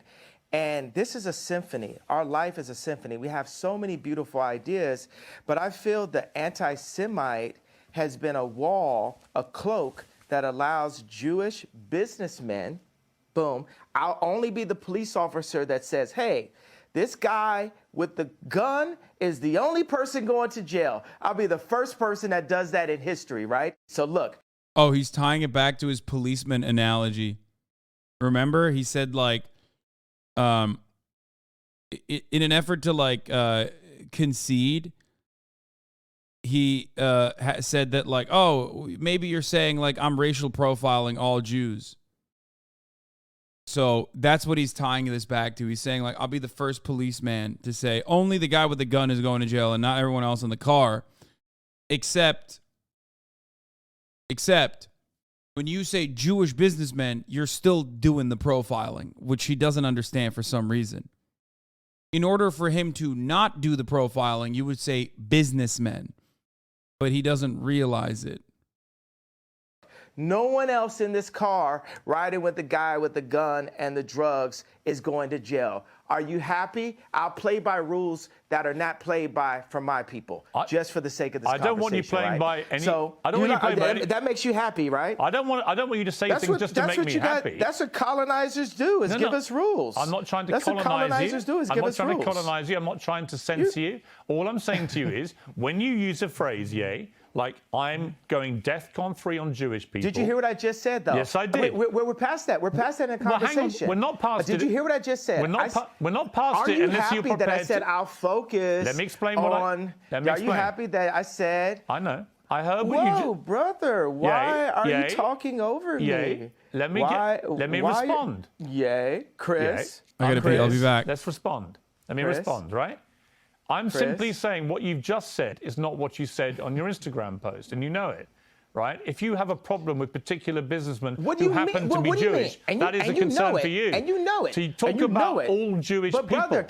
Brother, what is the point? Brother, do you want me to grow from the statement? I just told you, okay, I was in a position where I've been hurt, and this is the way I had the right to express myself. The point of this interview is for you to question me, and then for me to answer and say, okay, even though the same rules are not applied to my people, if a person with a gun or drugs is pulled over and has three other people in the car, they're all going to jail. I'm not going to apply that to Jewish people for the sake of this conversation. Isn't that what you wanted? But you know what you did? You tried to civil rights me. You tried to pull me back to a week ago. But we're here today. There's been plenty of conversations and commentary since that. But you want me to go back to 1960. No. You want me to go back to 7 days ago. All right, let me jump in. Here's what I want you to do. I want you to reflect. Okay, so have we grown? Have we grown? Here's how we grow. Yeah, here's how we grow. I want you to reflect. No, have we grown? Have we grown? You're not in charge of my growth. You're not in charge of my growth, Chris. Okay, let me phrase it like this. I'm about to suggest to you how you may grow if you choose to grow this way. And you can ignore me. You can ignore me. Piers, how much money are you worth? Not as much as you, sadly. Exactly. So take my advice. Maybe you'll get richer. I would love to take your business advice. Why would I listen to you? Well, why don't you hear what my advice is and then work out if I'm wrong? Can we do that deal? You haven't given me any credit or a moment of reflection for the comparison that I made, the brilliant, if I do say so myself, comparison that I made to the cops pulling over one black person and locking everyone up. Yeah. Oh, we did see this. This is what we saw. This is what we saw. No, this is the deja vu part, right? This is the clip that got. This is the clip that was circulating, and this is the part that we watched. That's why I knew that he was trying to fucking say, like, yo, I'm so brilliant. I'm so brilliant because, like, I just fucking made a comparison about my anti-Semitic takes to racial profile that cops engage in, even though he's still being anti-Semitic. Like, he didn't actually reverse it. Understand what you're saying. And my tweet having issues. Wait a second, I wasn't done with the sentence. My tweet referring to all Jewish people, I said, for the sake of this conversation, I will refer to the business people who have destroyed me and my people and my fellow creatives. But you didn't even accept that I gave you that. You tried to push me back into 1960. No, I didn't. You tried to push me back into last week. No, I didn't. Okay, do you accept that example that I gave you? I understand completely the example you gave me. I think all racism is wrong. So I feel that we've grown. I would like you to reflect. I feel we've grown. Do you feel we've grown? If you've now changed what you wanted to say originally, my question for you is, do you now regret saying DEFCON 3 on Jewish people? Are you sorry you said that? No. I don't think it matters. You should be. Absolutely not. You should be. Absolutely not. Yeah, but yeah, you should be. Absolutely not. Are the people, the Jewish businessmen that led me to that place, are they sorry for the way they've raped my people? I don't know who you're talking about in particular, but I don't know why you keep having to say And they're by the way, Jewish. you wouldn't- What does the but fact you would- they're Jewish got to do with anything? Why do you keep What do doing you that? mean? They're the Jewish businessmen that did that. They're Because business they are. people. That's what they did. Why do you keep saying? Yeah, by the way, weird, but like I said, odd that the solution to anti-Semitism is actually having a class-first analysis on capitalism. Very strange that this type of unhinged anti-Semitism has got Piers Morgan sounding a lot like Hasanabi. Interesting. He's like, no, they're just businessmen, Kanye. They're just businessmen. They're just behaving in a way that is consistent with businessmen. Very peculiar, very interesting. It almost feels like that is the truth. Is that this kind of rampant exploitation exists under capitalism, and capital owners are not even in most instances recognizing that they are behaving in a manner that is immoral, and they're just doing what they're supposed to be doing, and it has absolutely nothing to do with Jewish people or Christian people or anything like that. Anti-Semitism will still exist? Of course it would. Of course it would still exist. You are re-already. Aw. That's nice, man.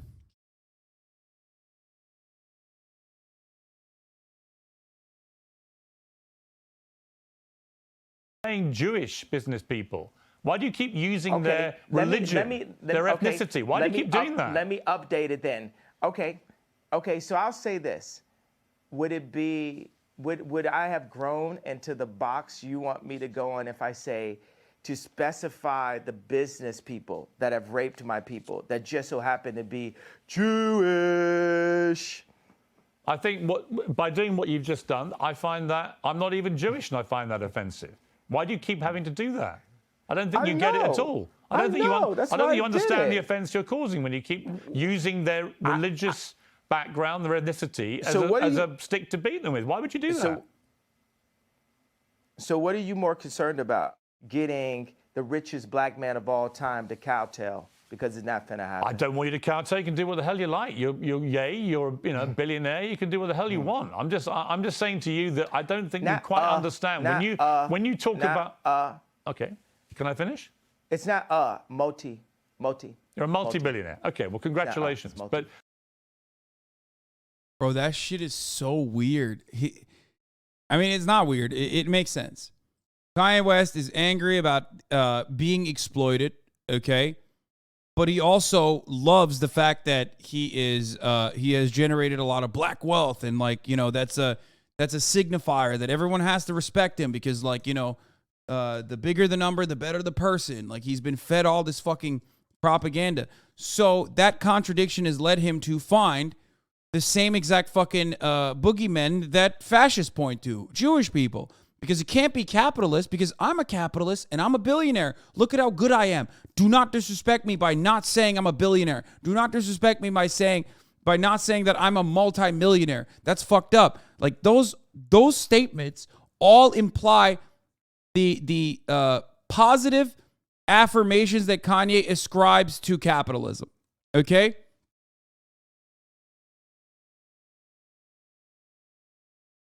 But because he himself has actually reached that status, obviously capitalism can't be bad. And not all rich people are bad, but some rich people are bad. Who are those rich people? Jewish rich people. That's how he arrived in all of his mania, that's how he fucking arrived at the anti-Semitic takes that he has.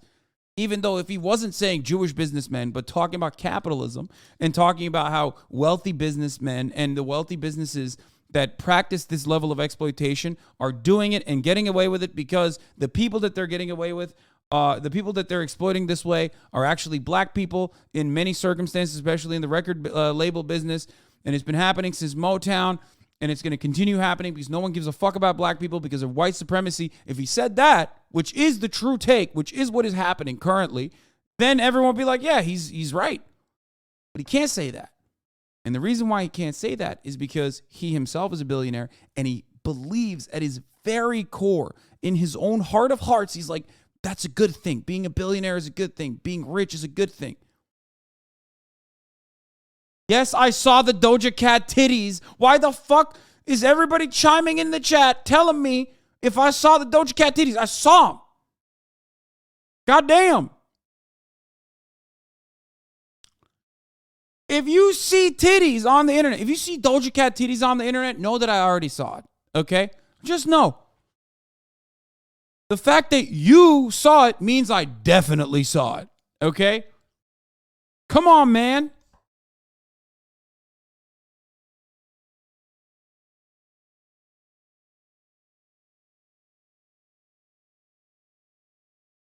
Oh, they got reported and deleted? That's crazy.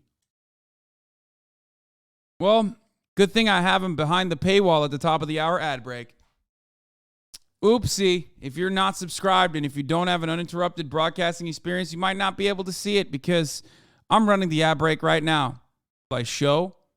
Will I not show? Who knows? But the only way to find out is by subscribing for $5 a month, or if you don't have $5 because you dumped all your fucking assets, your funds into the latest himbo drop. If you're not, you can still subscribe for free with a Twitch Prime by connecting your Amazon Prime account to your Twitch account. Woo! Or you can get gifted a sub if there's an Oiler in the chat that will help you. Here's the 1 minute ad break now, though.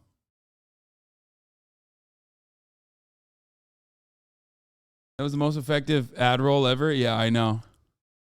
Signups are growing crazy.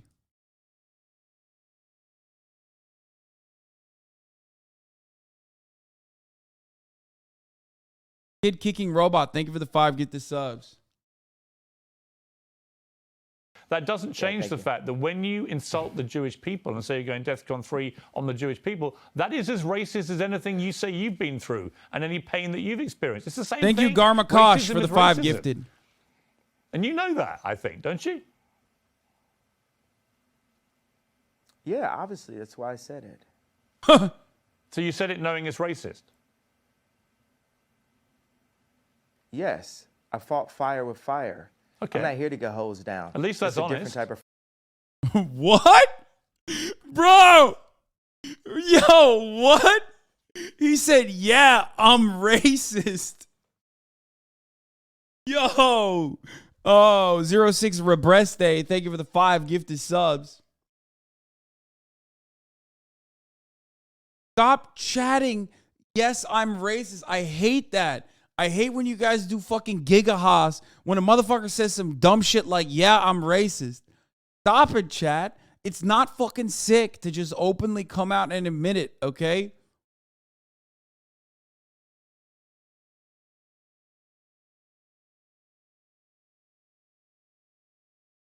Ay, ay, ay. Y'all motherfuckers suck.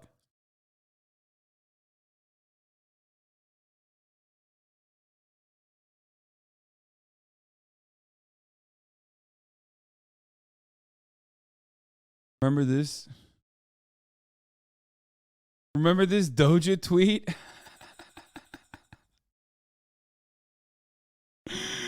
She in racial chat room showing feet.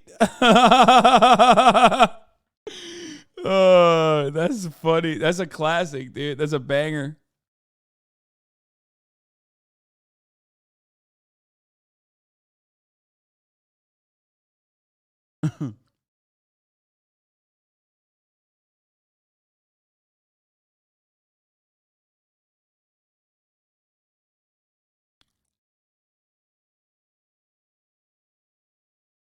Freedom fighter. That's honest. All right. You were racist because you knew it was racist, but you decided to do that because people have been racist to you. Is that your position? No, I'm not. First of all, I can't. What is the beginning? Read the whole tweet. I'm sure you have it in front of it. Somebody in your office has it. Get him a coffee and a yay tweet. What do you want to know? The whole tweet? I want you to read it out loud, sir. I'm a bit sleepy tonight, but when I wake up, I'm going DEFCON 3 on Jewish people. The funny thing is I actually can't be anti-Semitic because black people are actually Jew. Also, you guys have toyed with me and tried to blackball anyone who opposes your agenda. That was the exact tweet. Thank you, Trevor Noah, for the 5 gifted subs. Also, fuck you, Trevor Noah. All right, let's continue. Unrelated. I like reading that whole thing. I can't be anti-Semite. I love Jewish people. I work with Jewish people. Yo, watch this. Watch this.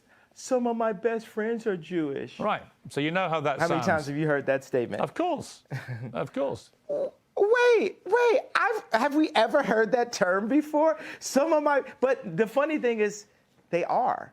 I work with Dove Charney that got kicked out of his company, out of American Apparel. I work with this guy every day. He's like my twin. He's one of my favorite people in the planet. And we work through that and we talk through it. And he says, yay, why are you so mad? And I'm like, this is why I'm mad. This contract. Wait, so he's saying that like the Jewish guy that he works with literally is like, bro, you got to cool it. Like, why are you so mad at the Jewish people?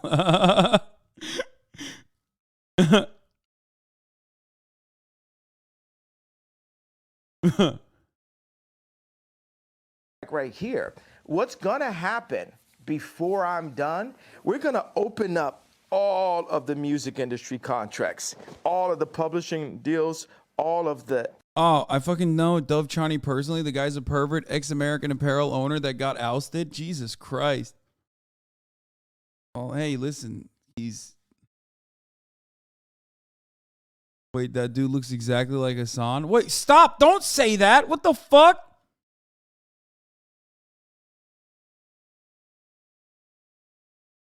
Man! Fuck you, dude! What the fuck?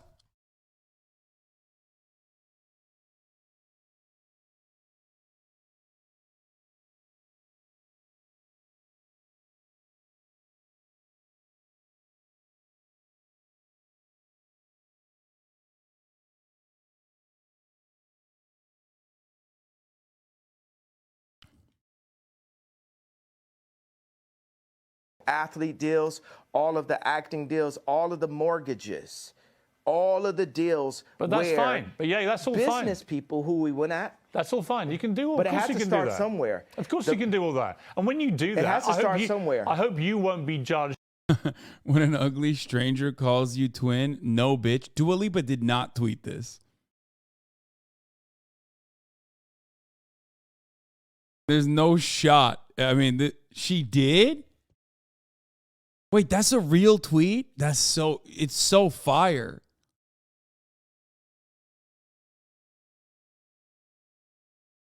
It's such a fire tweet. Oh my God, she's so great. The effect you have on chat. Come on, man. It's not me. She posted the news on her own. Of course people are fucking Googling her now. Come the fuck on.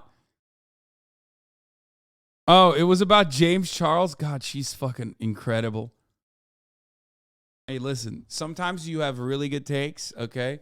Like Doja Cat on Bernie or not the Doja Cat, sorry. Dua Lipa. I got Doja Cat on the mind. Titties got me behaving a certain way. This is why Dua posted it. That Dua tweet is fake. Wait, it is?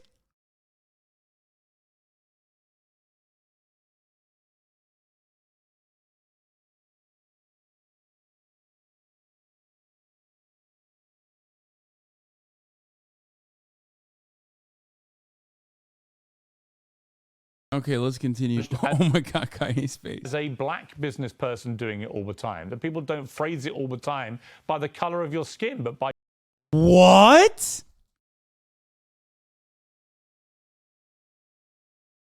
Nice bathroom. Outing not your average African of all people. What? Wait, hold on. I gotta... Is this doctored?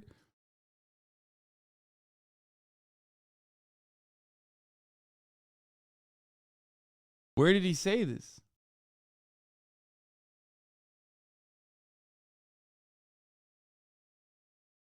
It's real. I'll admit it. Oh no. Oh no. Oh no. Nice bathroom. Came for the throat. After all the times I've clowned on him for race play. Oh no.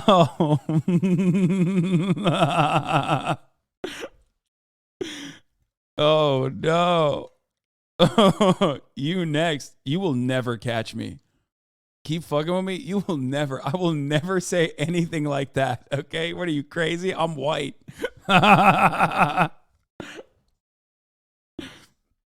Oh, no shot. That's what they all say. Listen, maybe you think that. You have a little bit of a selection bias, I think. Maybe. Maybe that's the reason. You have a little sampling bias. Maybe that's the reason why you think, everybody's into that, huh? Is that what it is? Yeah, don't yawn.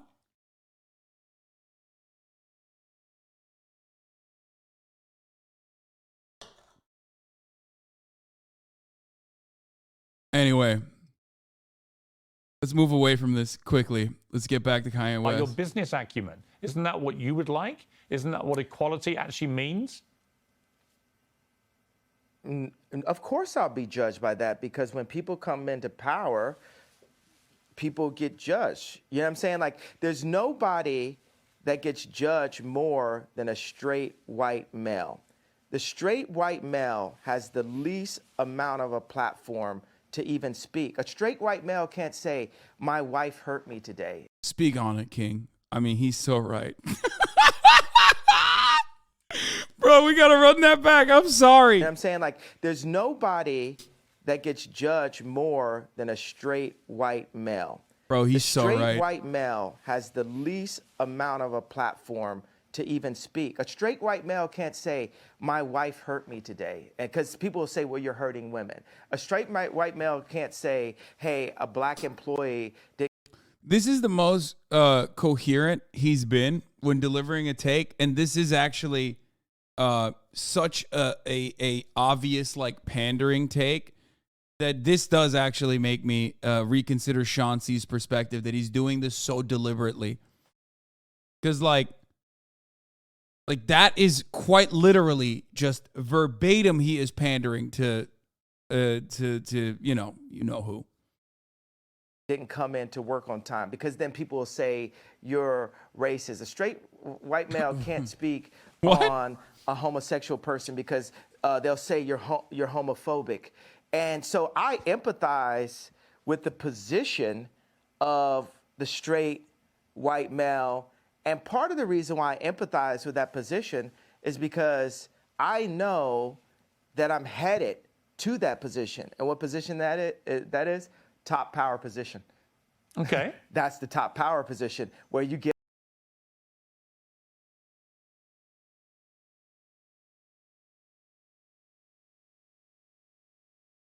I mean,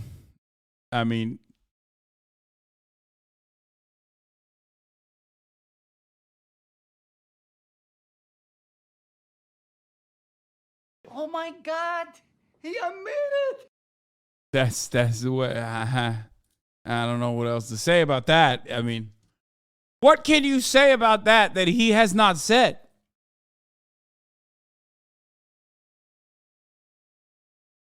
The irony, of course, is that like he quite literally recognizes straight white men being at the top of the food chain, okay, as like the top power position,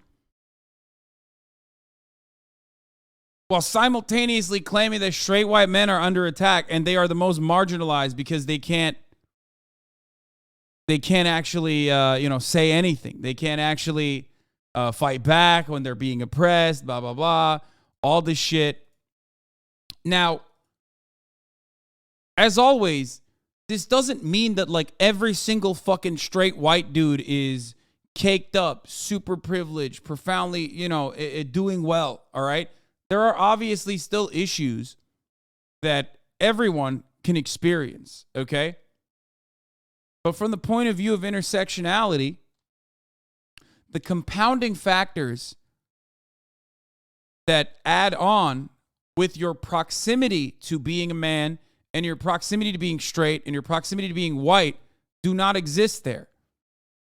The example I use all the time is obviously like a white homeless dude, a straight white homeless dude, in comparison to Oprah, who is a black woman, right? Obviously, Oprah is infinitely more fortunate and better off than the straight white man who happens to be homeless. So no one will disagree with that. Okay? It's just class will override these other compounding factors in many many instances.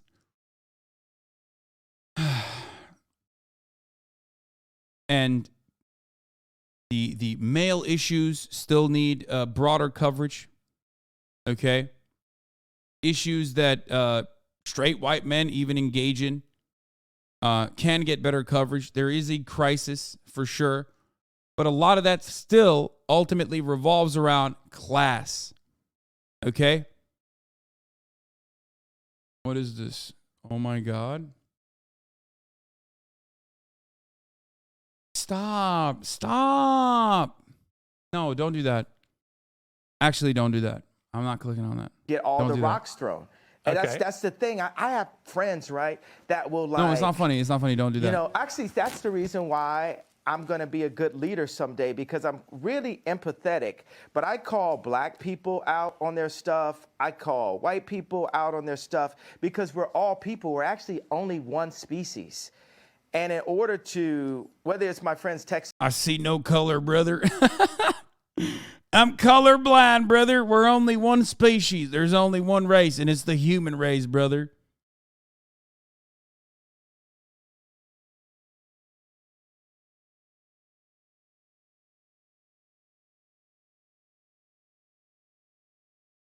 Me like, bro, you got to get in the gym. You're looking chubby in the photo. You know, it's like we have to hold each other accountable to what's actually happening. And it's so much is based on you did that tweet wrong.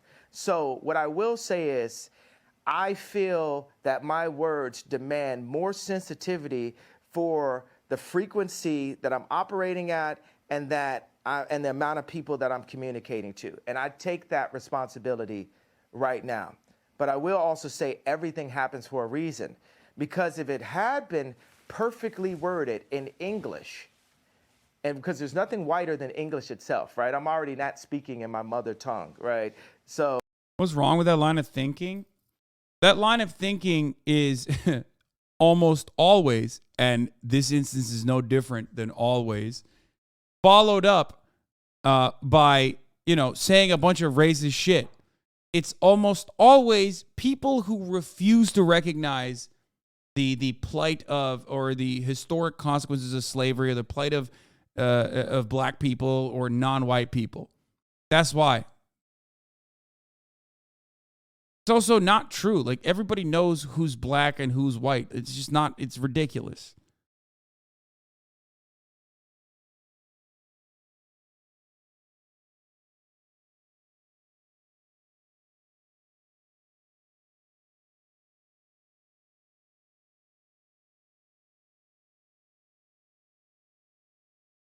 nothing white had been perfectly worded in English, and because there's nothing whiter than English itself, right? I'm already not speaking in my mother tongue, right? So if I had perfectly worded it in the most sensitive way, then we wouldn't be here right now. Now we're opening up the conversation. I'm not allowed to say whether or not I'm running for office in 2024, but I tell you what, if the left, let's say the left would have never supported me anyway. And now I've got to call to attention, I am who you should support. The left did not allow Trump to be president. They treated him like he wasn't even the president. So yeah, House said actually had a really good take here, because you have to acknowledge color and its impact on people, and that we have not eliminated racism. That's why when people say, like, I'm colorblind, they're saying you're colorblind in a society that certainly is not colorblind.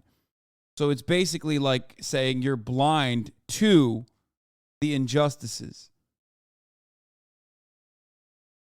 So you're siding with the oppressive structures, you're siding with the oppressor in that circumstance, because silence in the face of injustice is siding with those who are carrying out the injustice.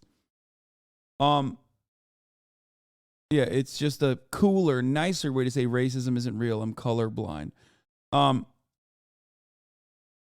Anyway.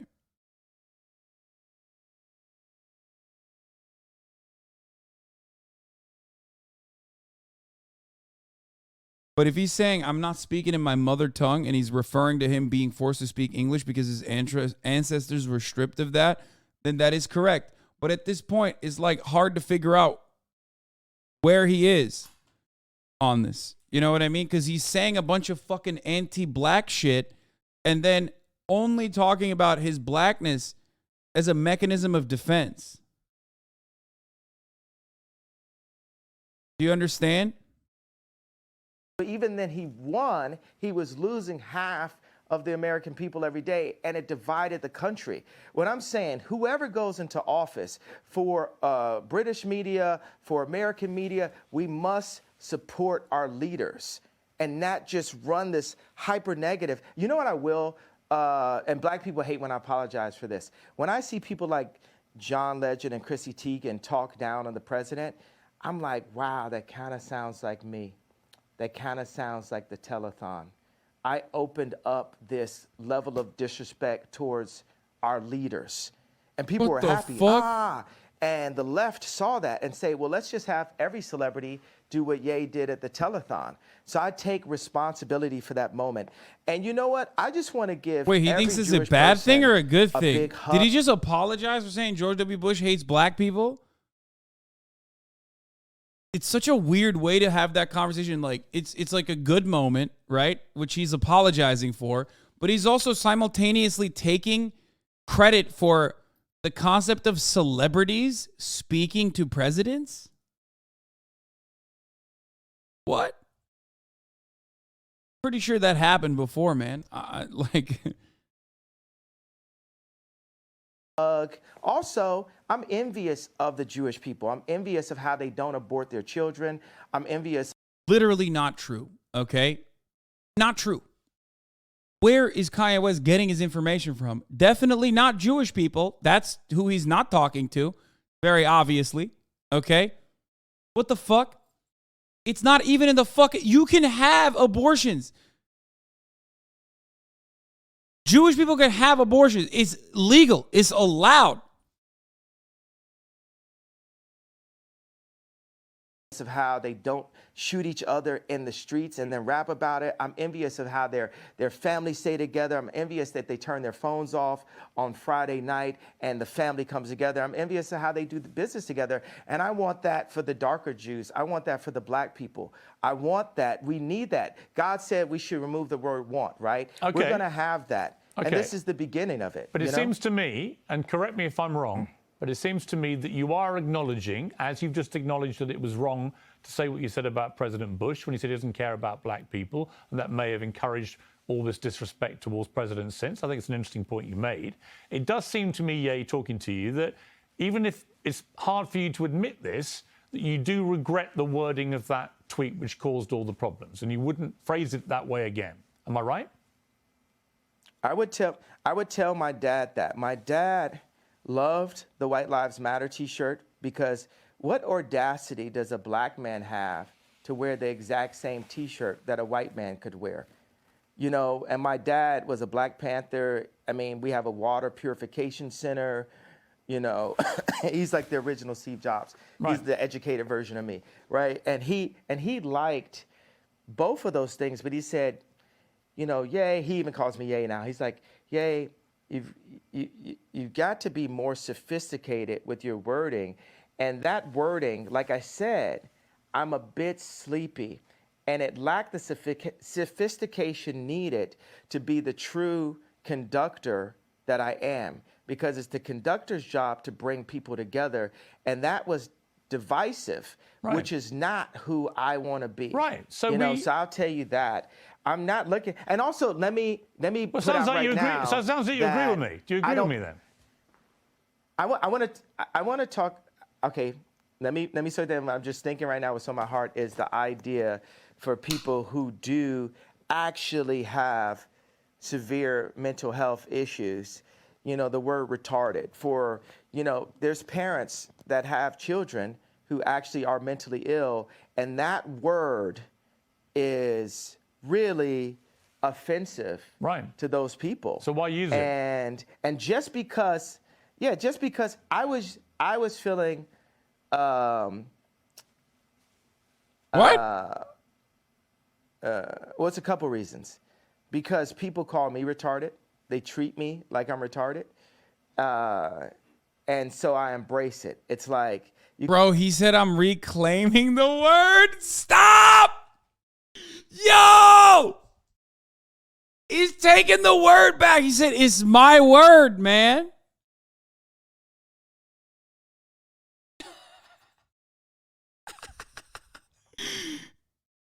Oh, Jesus Christ, dude. Oh. Okay.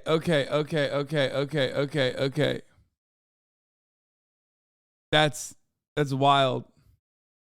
You call somebody a so much, they say, I'm You call somebody a bitch so much, they say, I'm a bitch. You call somebody a retarded so much, you say, I'm retarded. Like, I was exhausted, and I embraced the idea of having a serious mental health issue. But Elf. Noah. He said elf. He's still making fun of Piers on that one. Mental elf issue. Sorry. It's so stupid. But I can't get over some of the better parts of this interview where he makes fun of Piers Morgan's accent. Mental elf in it. Mental. I mean, not Noah. Noah also, but he's reclaiming it as of 4 minutes ago. Moses was basically on speed when he was doing what he did. Let me ask you, look, out of interest, Yeah. how much sleep do you get a night? I'm not here to talk about how much sleep I get. Well, I don't owe you've that. literally just been talking about how much sleep do you get a night? I had about 5.5 hours last night, actually. Not very much.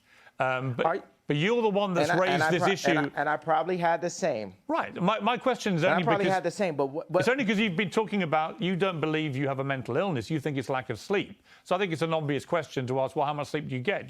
Are you constantly sleep deprived? Is that one of the reasons perhaps sometimes, as you say, you feel sleepy and you shoot from the hip verbally and you say stuff that maybe when you're rested, you wouldn't say it the same way. Would that be fair? Tell me what's okay. No, it's not fair, because what's more important, the pain and the truth of what I'm talking about and what led me to that tweet, or the tweet itself? I think both can be true. Because the problem you have is, I think you've acknowledged. You have one tweet. I think you've acknowledged that the wording of the tweet was offensive. Years. Yes, I understand, but you know the damage it caused, and I understand that was offensive. And I think that you have accepted. The damage you probably shouldn't have phrased it that way. You as a white person are so stuck on the idea that what I said was offensive, which is a very caring approach. You're not sticking on the fact. You have not unpacked what happened with those contracts. I've said that, but you didn't ask me another question about it. That means there's an agenda. Absolutely not. Inside of your platform. I have repeatedly said to you that I'm sure I do not disbelieve that you've had contract business issues with various managers, accountants, and so on.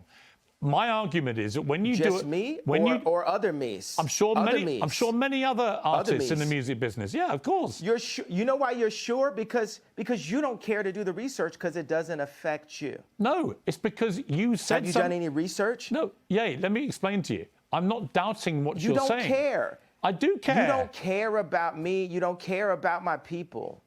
I care about me. I care about my people. So it's for me to stand up. And God forbid I step on someone's toes while I'm at it. It's not someone's toes. You stepped on the entire Jewish people's toes with a very deeply inflammatory tweet, which I think you've now accepted. You shouldn't have phrased that way. It's taken a bit of time to get there, but I think you have accepted that, right? Nope. Have you accepted that you've put no effort into understanding how I got there? I don't think he accepts that. Like, he hasn't. Piers Morgan is just putting words in his mouth, bro. He has not accepted that at all. What?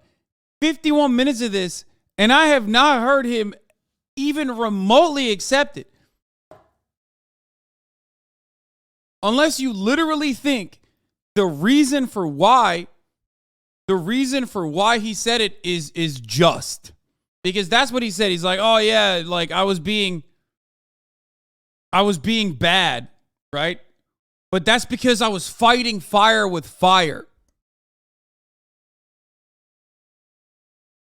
He did accept the wrongdoing of saying Bush doesn't care about black people. Yeah, the one thing that he actually apologized for was saying that, for saying correct things like George Bush doesn't care about black people. The only time he is like ever remotely come near an apology for like the DEFCON 3 shit, which by the way, an apology, what the fuck? What difference does that have at this point? He has to walk that back and also try to fucking correct the record. He hasn't done that at all. He literally just said, yeah, well, it was inflammatory. I was racist. Yes, I was racist on purpose. Why? Because I was fighting fire with fire. And the fire in that situation that he has been met with, okay, what he's claiming is fire, is Jewish people hurting him. That in and of itself is anti-Semitic.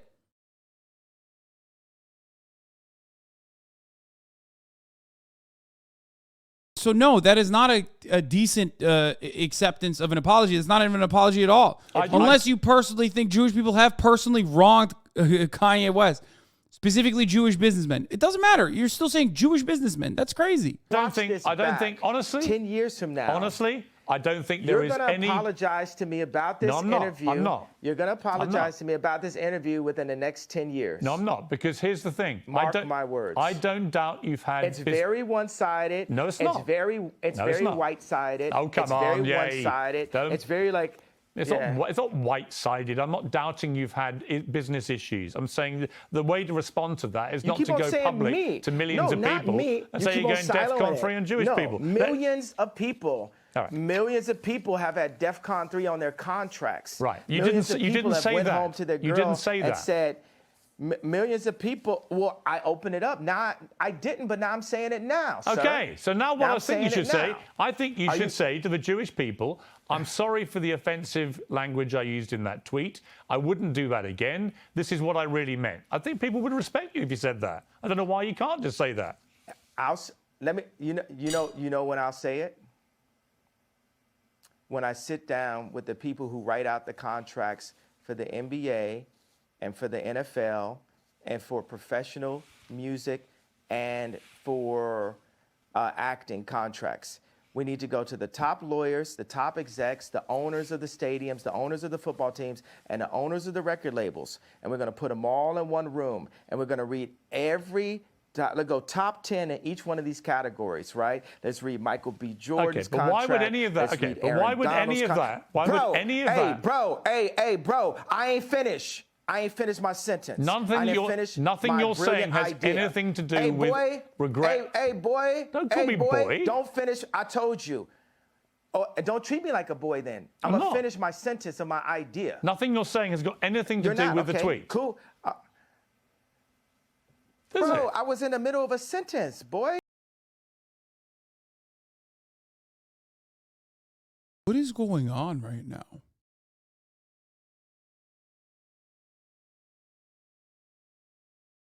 It's like transforming in front of our eyes, bro. This is like, he hit the hard B, dude. He hit the hard B. Keep in mind, Ye runs a record label where he himself has ruined careers with mismanagement and horrible contracts. Yeah, of course. Well, he's not Jewish. Well, he is. But, you know.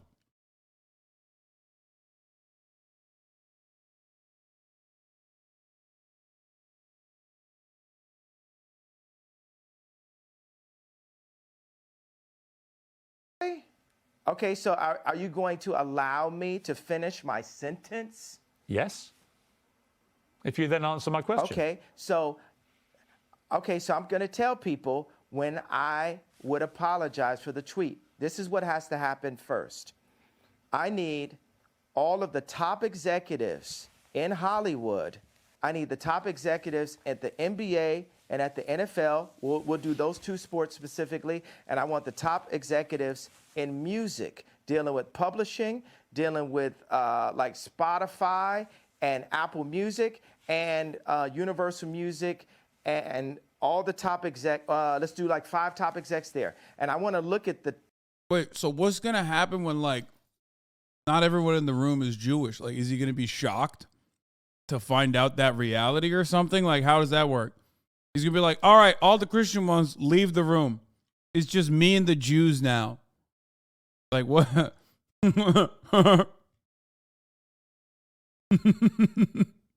Like, what? Who's going to tell him?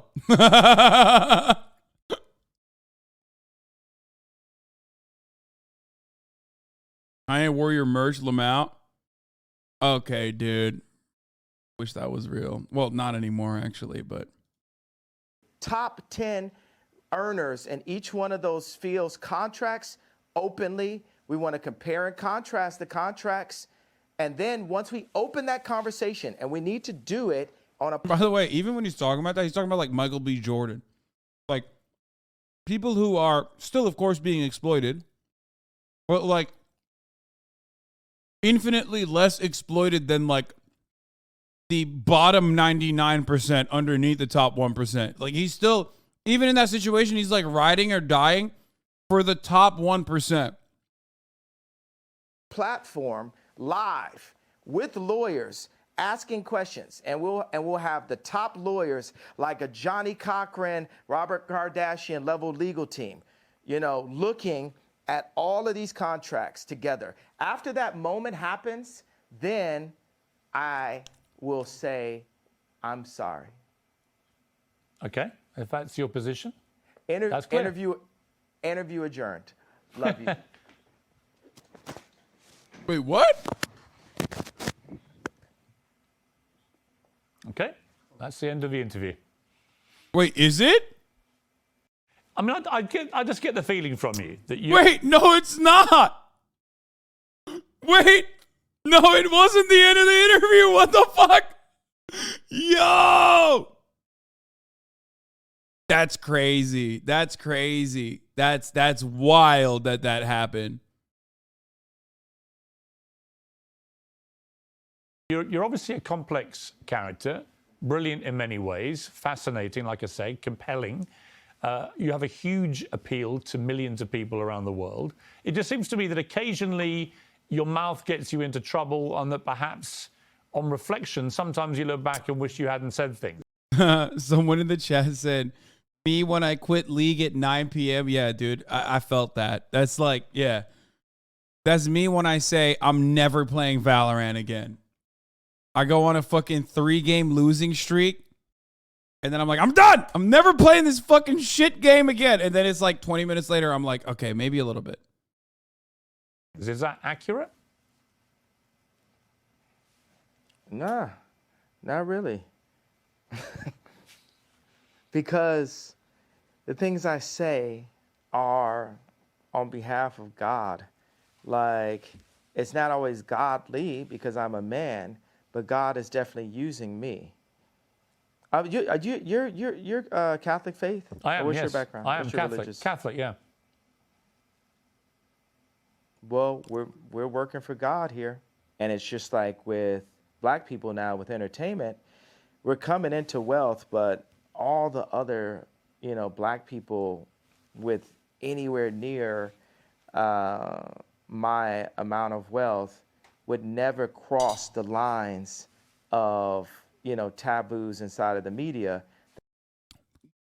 No, not just black people, man. Just like most normal people wouldn't. Because they're not fucking insane. Like, what the fuck do you mean? Yeah, it's like most black people at my level would not be fucking openly anti-Semitic and like openly anti-black. It's like, yeah, man. Because they're not insane. That actually we used to in rap. All these words, we used to say these, so it's all these like words that are being removed from our vocabulary, words that evoke emotion. Don't you feel like the salt is being taken out of our food? Look at Dune. The people who control the salt controlled all the money. And people are trying to control the salt, and it's salt in our language. That's why I will not apologize for having a bit of salt in my words. I will say, hey, this can be improved on, but it's like, hey, look, I'm going to update. You're looking at the God's iPhone 100. We are God's iPhone, right? If you think about it, we're his favorite creation. We were made in his image. Bro, he can't. And we need updates. And society, capitalism, media, and thought police have been stopping us from our updates. We have to have a thought, and then we have to actualize it. I like the word actualize better than execute, because execute's a negative word. We discussed this. We have to actualize. There's so many, think about, for a homosexual kid, age 12 at school, not wanting to say out loud how he felt, or feeling like if he said how he felt, he would get bullied. Or what if he said how he felt, and then somebody said, you said the way you felt and what your experience was in the wrong way. Now you need to apologize. We're fine that you felt that way, but you need to apologize for the way you said it. But just having the courage to do it in the first place would be, that's the thing that needs to be given credit. Like, yeah, you know what? We'll say in these past 2 weeks, I made a big splash. Because the first time you dive in the deep end, you're not going to look like an Olympic swimmer. But we're going to have to learn how to swim.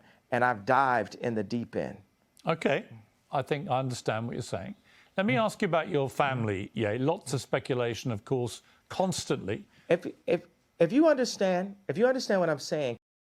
I understand what he's saying. He's asking to be complimented for the courage that he's demonstrated for being fucking like insanely anti-black and also anti-Semitic. Comparing it to like literally like a gay kid being bullied and stating that he does not like the bully.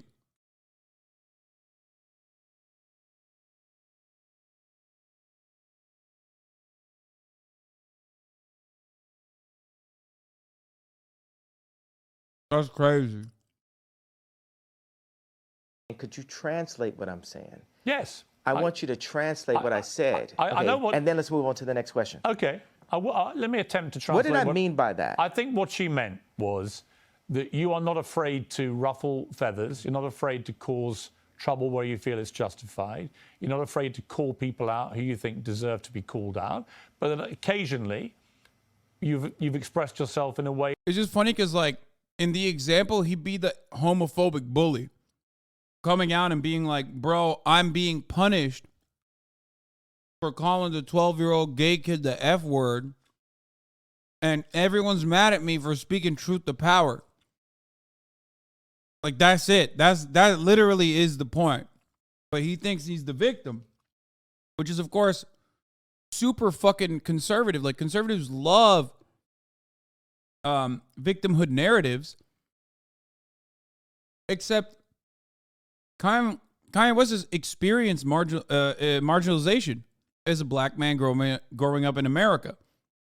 So that's why there's like these wires being crossed here. Because if you have lived a life of privilege, okay, and you're desperately victimhood seeking, you're going to have to make shit up. Kanye doesn't have to make shit up. And in the past, he has acknowledged certain issues, you know, that he has experienced.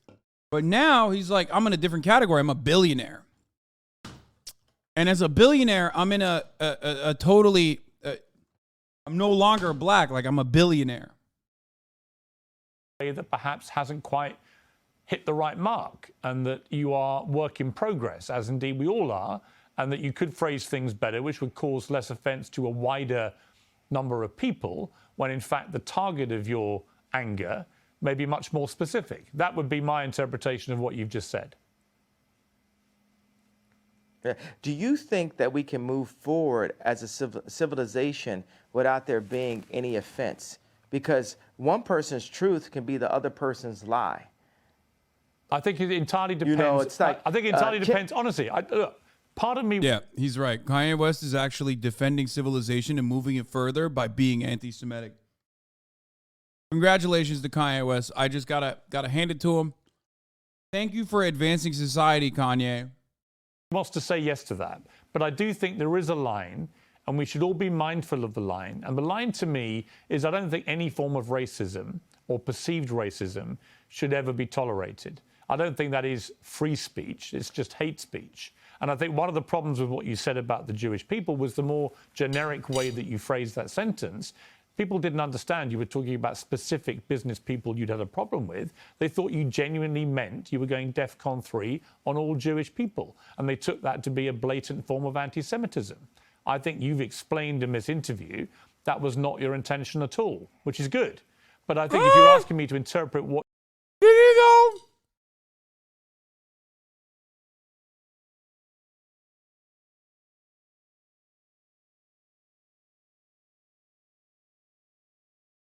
Is Piers watching the same interview that he's conducting?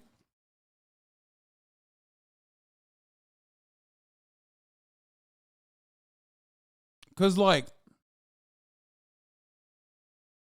I feel like he basically said he's just.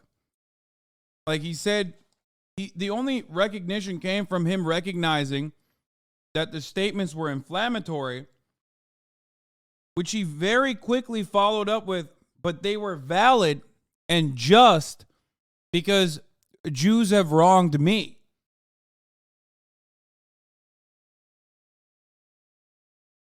Pretty sure that's not a fucking explanation nor a apology.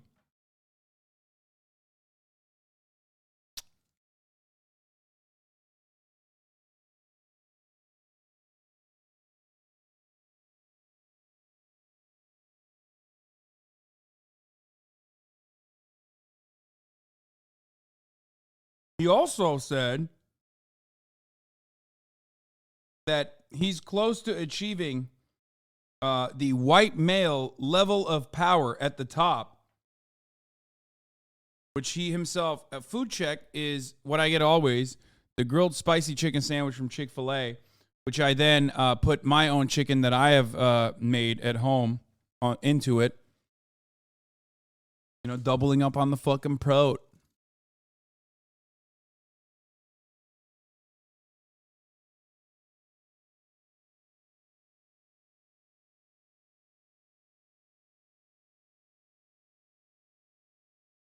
A lot of carbs, a little bit of carbs. The only carbs in the fucking bun is nothing, and the sauce. What you've just said yourself, that would be my interpretation. That, you know, you're work in progress, and sometimes you say stuff I didn't just which explain. doesn't quite get over what you're really meaning. But what I really mean is, No, there's no bread in I it. don't want it to be settled. I don't.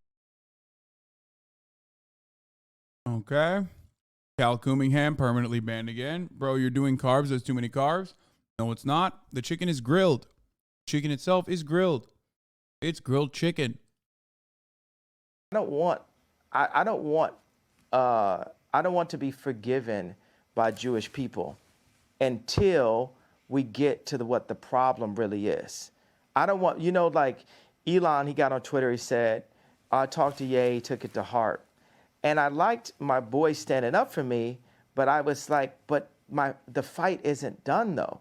Everybody, white media, left media, they just want to squash the fight. They want to keep the pain of George Floyd going, right? But they don't want the pain of our representatives. What did Elon Musk say to you about the tweet, media. out of interest?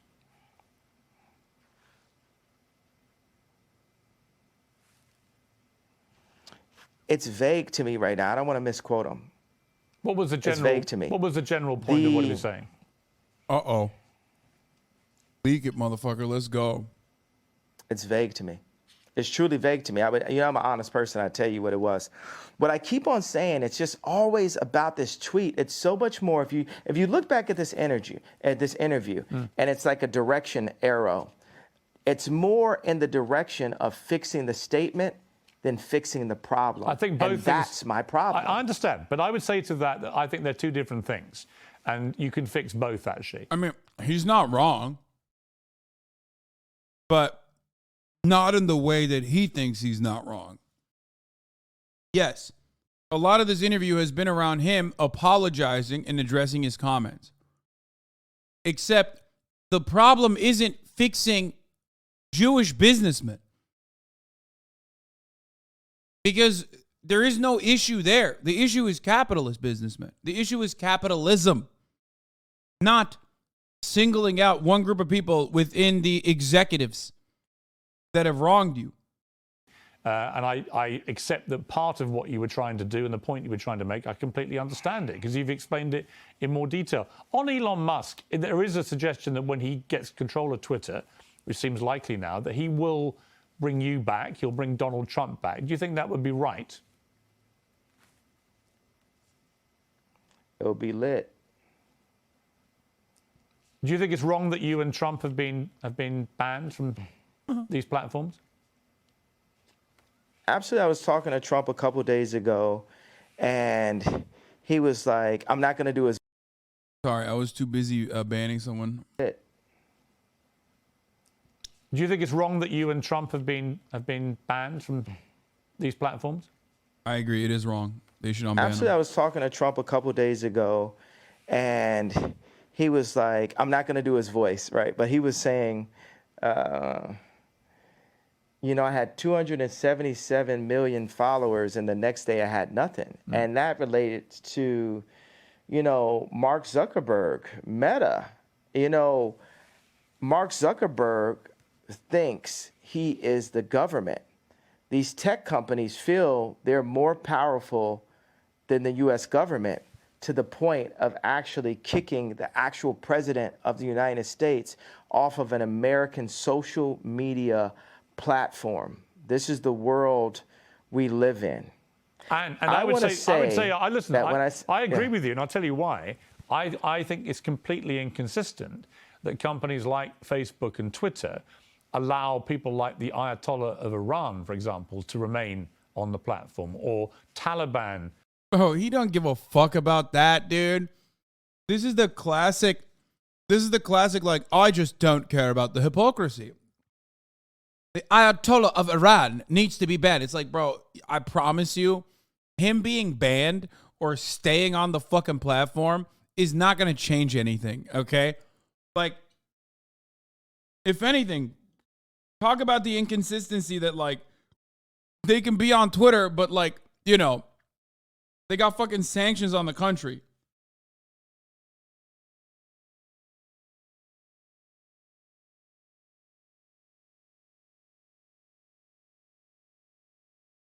I love the idea of, like, banning the Ayatollah for anti-Semitism and, like, not everything else. You know what I mean? It's like, that's the reason why he needs to be banned immediately, sir. My good sir. It's like, bro, yeah, when we look at someone like Kanye and we look at anti-Semitism, we go, okay, that shit is crazy. Like, because Kanye West is not the fucking Ayatollah, okay?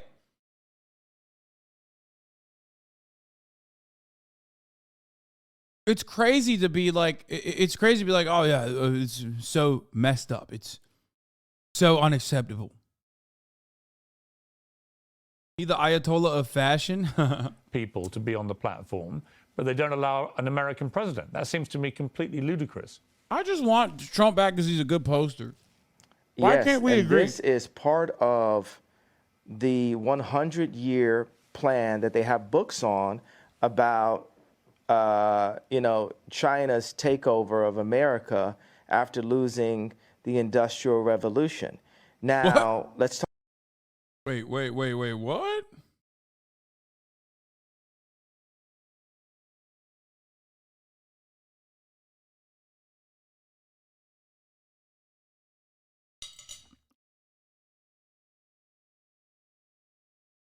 I need to know what books he's reading. Talk about business people. We won't refer to their race. And by the way, I'll tell you, as a Jew person, a person that has a lot of Jewish friends, it's not a race, it's a people. Right. And every Jewish homeboy I know is gonna be like, yo, yeah, that's right. So, but it's hard.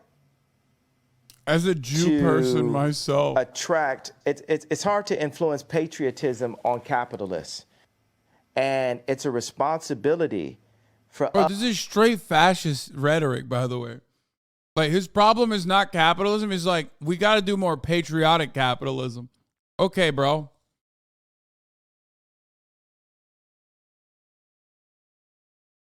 Like, yeah, we gotta cut this Chinese shit out. First of all, why the fuck does Kanye West not like China? Like, what? Like, that is actually complex to me. That is confusing. I guess he just heard it from Candace Owens or something. That's why. You know what I mean?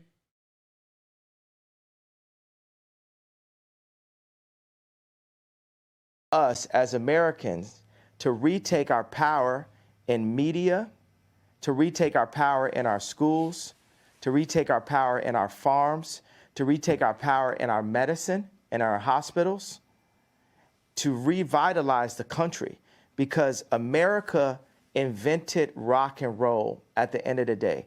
We have the inventions. America created Apple.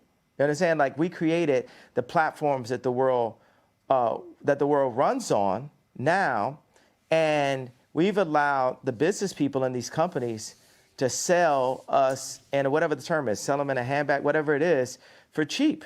And Americans are God-fearing, for the most part, God-fearing Christian people, and we're not cheap, and we can't be sold for cheap. And we're here to stand up and say, you got to honor who we are, our families. You got to honor our God, Jesus Christ. So, next subject. Can I ask you something? Let me ask you something else, yeah. I want to ask you about your family. Yeah. Because you mentioned families there. Rock and roll and Apple. Where would the world be without them? Nowhere. That's where. No, straight up. You're right. A lot of stuff has been written about you and your family. A lot of it fueled by you, by Kim, by others. Where are things now with your family? What is your relationship like with Kim, with your kids?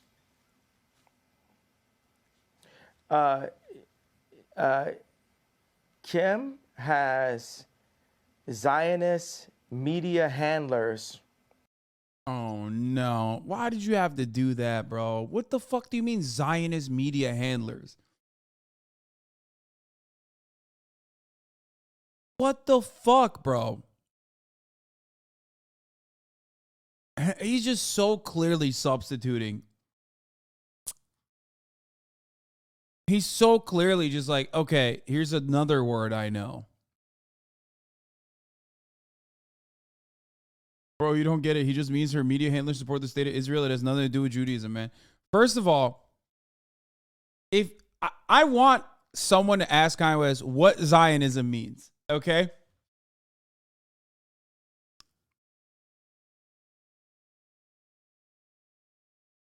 Piers Morgan should be like, what's Zionism? Answer me what you think Zionism means without looking it up right now. Surrounding her, all in and out her Hulu TV show, all in and out her family, all in or out the house that I created for my family. But God is alive, the devil is a defeated foe, and Kim is a Christian woman, and she's not here just to have content up on adult channels. She's not here just to have that last Interview magazine cover. If you look at the two Interview magazine covers, look at the one when I was there and look at the one when I'm not there. And that's the reason why this Tuskegee experiment of such that's happened to the black community, where they took the fathers out of the home and the leaders out of the... Bro, this straight up Thomas Sowell, by the way. Like the real Tuskegee syphilis experiment aside, the actual Tuskegee syphilis experiment is the fatherlessness in black communities. How did that happen? The welfare state. Now, he doesn't have the pro-capitalist, like, he doesn't have the talking points for, like, tying it back to capitalism in the same way that Thomas Sowell does, because Thomas Sowell's goal is to, one, obviously undermine the valid and real arguments against white supremacy as a black person, and then two, promote capitalism. But he hasn't read that fucking chapter yet. So he's just saying like, oh yeah, fatherless is in a black community. Because Thomas Sowell always ties it back to the welfare state. Let's see if he says that. Community, and have torn apart the community. Now they've seen that's worked, and they're doing that to America. They're attempting, they're trying. I mean, that It's not interview, gonna the work on our interview, dime, the though, interview because magazine cover you're talking about, I think, is the one where she was basically semi-naked in front of the American flag. And I thought that was pretty distasteful, actually. It was about the American dream, and I thought, well, if that's the American dream, we're all screwed. I mean, oh God, Kanye, you're literally talking to the biggest bootlicking dick rider of America. I mean, actually, that's not true. Piers Morgan does criticize American gun laws very famously, but it's like, it's just, oh God, okay. in America. I mean, these are the guys you're aligned with, man. How do you not see how whack they are? And I agree with that. And I didn't feel the platform to voice my opinion, because I wanna. It's always like, hey, this is your kid's mother. But it's time with the leaders. Like, I'm still the priest of that home, Chris. I'm still the priest of that home. They Copium. want to make it this matriarch society, all that, and but I am the priest of this home, and God is alive. I am the living Robert Kardashian, and I'm going to stand up for what God would want as a Christian. And then people say as a Christian, oh, you're not supposed to curse. You're not supposed to have righteous indignation. But I do.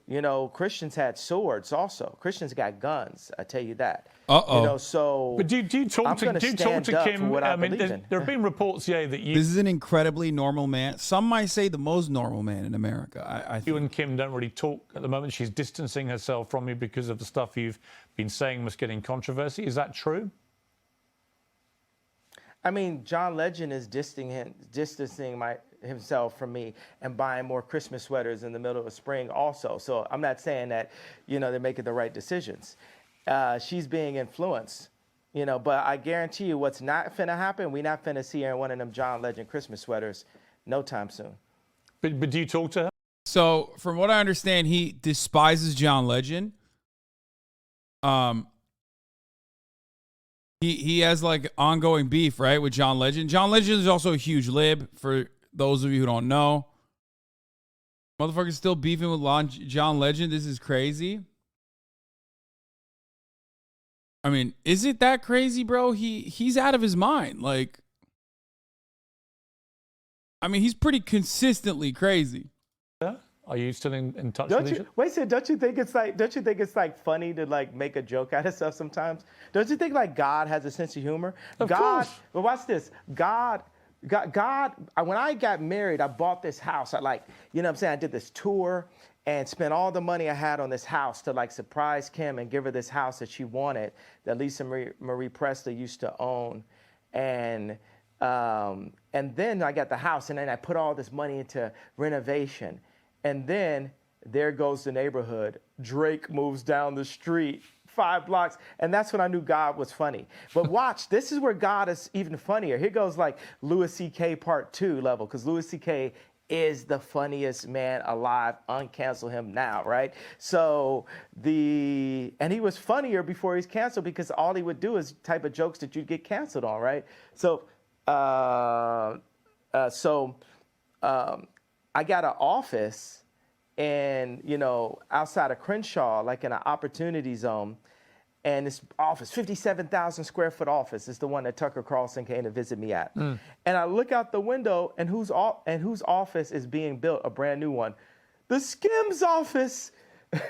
It's like, who's writing this stuff? You know what I'm saying? Like, God is funny. So that's the thing. We always got to be like, we got to be funny. We got to have a sense of humor, like, you know. But yeah, let me ask you. There's a lot. Yeah. But are you sad that you're getting divorced? Are you sad the relationship came to an end? He's gonna say he's not getting divorced. That happened 2 years. We got the divorce 2 years. Yeah. Yo, we're Are you Piers, actually? we've been got divorced. What are you talking? Yeah. I mean, let me rephrase that. Are you sad that you're no longer together? That you're divorced? Didn't he say that the divorce was not going through? Like, literally fucking.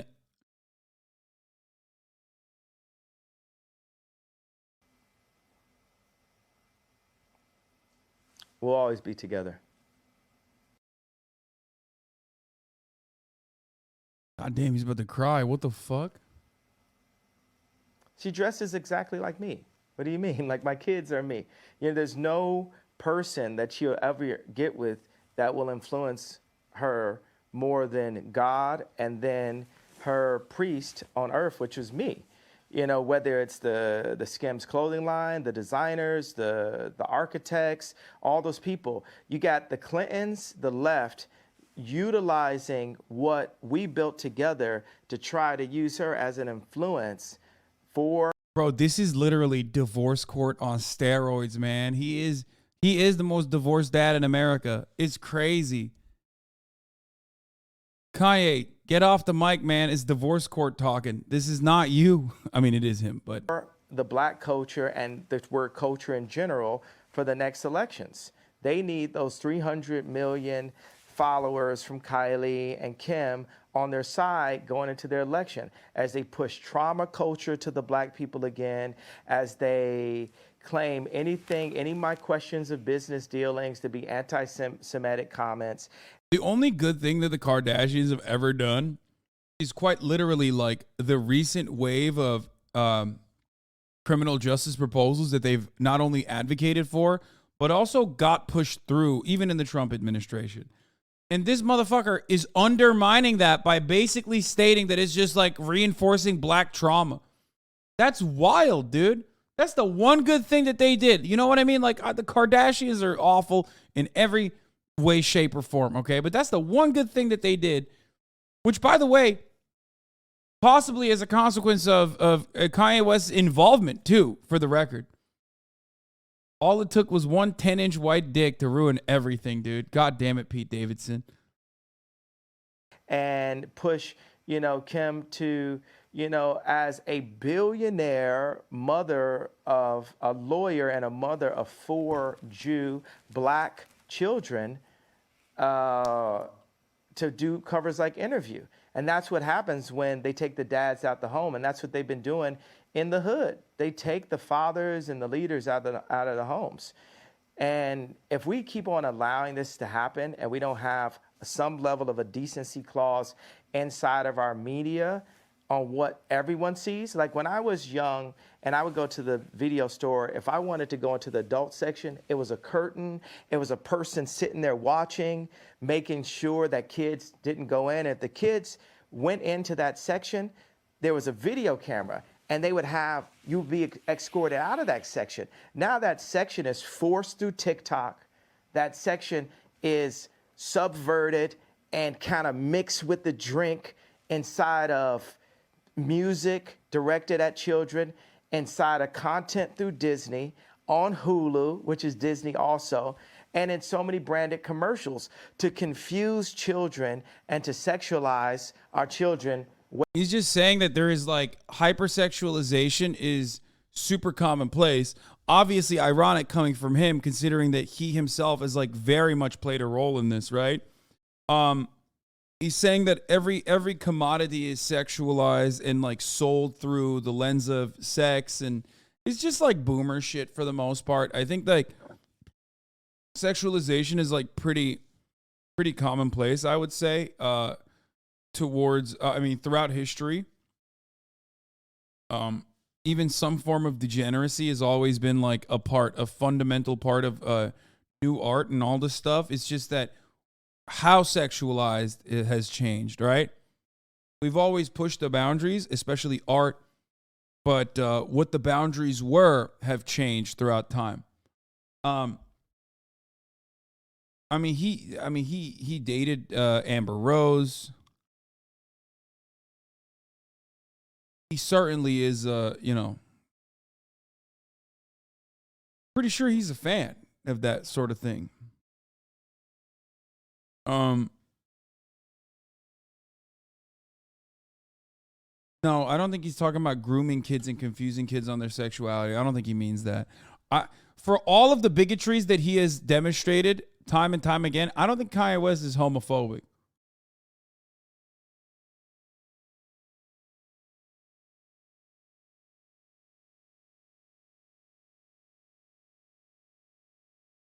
Like weirdly enough, I don't know. I mean, I haven't really seen homophobic and transphobic statements from him.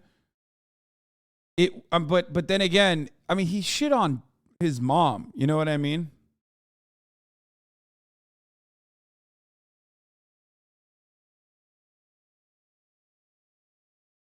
He shit on his mom. So very clearly, like, he is so fucking so far up Candace Owens' ass that he might actually repeat it. He addressed it in 2005. Everybody in high school be like, yo, you acting like a fag. You acting like, dawg, you gay? And I used to deal with that when I was in high school. And what happened is it made me kind of like homophobic, because it's like I would like go back and like question myself, like, damn, why does everybody else walk like this and I walk like this? So why is then you start just looking, because you don't realize until you're in high school, people like, yo, fam, look at you. Look at how you act. If you see something and you don't want to be that because it's such a negative connotation towards it, you try to separate yourself from it so much that it made me homophobic. By the time I was through with high school, like anybody that was gay, I was like, yo, get away from me. And really, like Tupac said, started hanging with the thugs, and you look up and all my friends were like really thugged out. And it's kind of like I was racing to try to find that constant masculine role model right there, to the point where it's like I would really discriminate. Like I use the word fag, like always condescending towards gays and look down upon gays. And I remember my cousin told me that another one of my cousins was gay.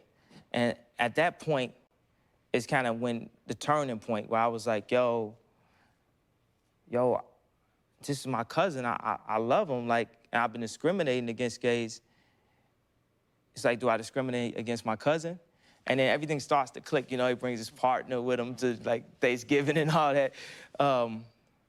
And you just This is in 2005. So, like, you know, like Obama wasn't fucking this public, okay? With support for the LGBT community. So calm the fuck down before you freak out about him using the F word. just had to sit back and think, like, damn, you know, hip hop really is about, it seemed like it's about like fighting for your rights in the beginning, about speaking your mind and about breaking down barriers or whatever. But everybody in hip hop discriminates against gay people. To me, like, that's one of the standards of hip hop, is to be like, yo, you fag, you gay. Matter of fact, the exact opposite word of hip hop, I think, is gay. Like, yo, you play a record and it's like whack, that's gay, dog. You know, if it's good, that's that hip hop right there. You see what I'm saying? It's like the exact opposite. So it's like me speaking for my entire culture, or me looking at my rappers out there, hip hoppers discriminate against gay people. Mm-hmm. They feel like they can't act. Hold on one second. Everybody, don't throw me off. I really want to say this. I want to say this to America. I want to. Speak your mind. No, he was just throwing me off just slightly. I wanted this to just come on TV and just tell my rappers, just tell my friends, like, yo, stop it, fam. Mm-hmm.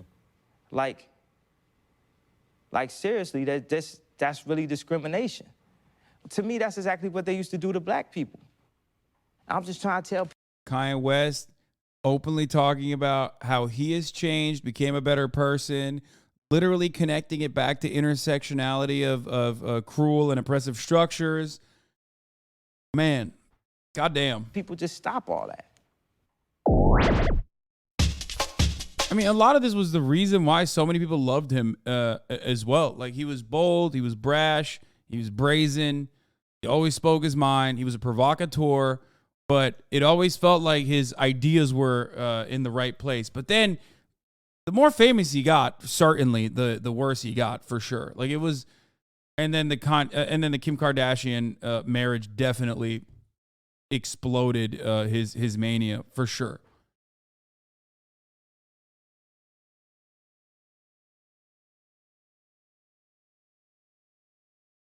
Way too early before they can even make their own decisions about their life. You make some very interesting points again. Just to clarify one thing, though, you are actually divorced, are you? Because my understanding was that you weren't actually divorced yet. You know, I ask God the same question some mornings. Me too, man. Me too.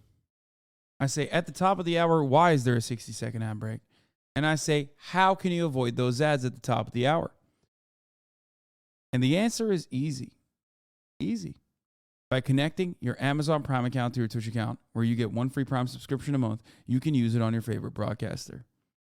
Okay? That's right.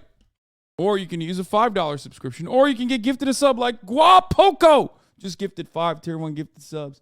And Cobalt Swarm gifted 5 gifted subs as well earlier. Thank you. Allowing 10 people to no longer see the ads. Here's the 1 minute ad break now.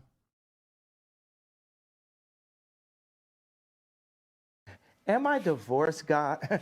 Am I divorced? Because I might be divorced on paper, but I'm not divorced of the idea of being the protector of not only this person who is so influential. Imagine Kim making all of her decisions that she does publicly. You know, grown folks' business is grown folks' business. Never know what could happen with a little sippy or whatever. But, you know, all the decisions that she makes publicly being based on an audience of one. And Piers, what audience do you think I'm saying that is? Well, you. No, not me. For an audience of God. As Christians, right? Who is our audience? We have an audience of one. Well, you mean God. God. So picture this world, envision this world. Here's another one. This is past what I'm saying about having the heads of the football teams and the basketball teams and the music industry opening up their contracts the way I do, right? Picture the most influential woman on the planet, which is Kim Kardashian, right? And I got this one thing I want to definitely say in the interview. Picture the most influential person on the planet, the most influential woman on the planet, performing in public only for that audience of one, for God. Imagine the overwhelmingly positive effect that that will have on the planet. And mark these words, it will happen someday. Okay. And I had this thing, like, you know, of course I'm divorced, and this is like a funny thing I thought. Being that her name is no longer West, and my name is no longer Ye, if there was ever, being that her name is no longer West, and my name is now only Ye, if we were ever to be together again, what would our name be? Kim Ye. Would you like that? Bro, this is a sad man, dude. This is like, straight up, this is, I feel bad for him. Even though he's like awfully narcissistic, he's anti-Semitic, he's like a broken man. This part of the interview is, it is depressing. Real Nile Niami losing his COVID wife energy. Oh my God.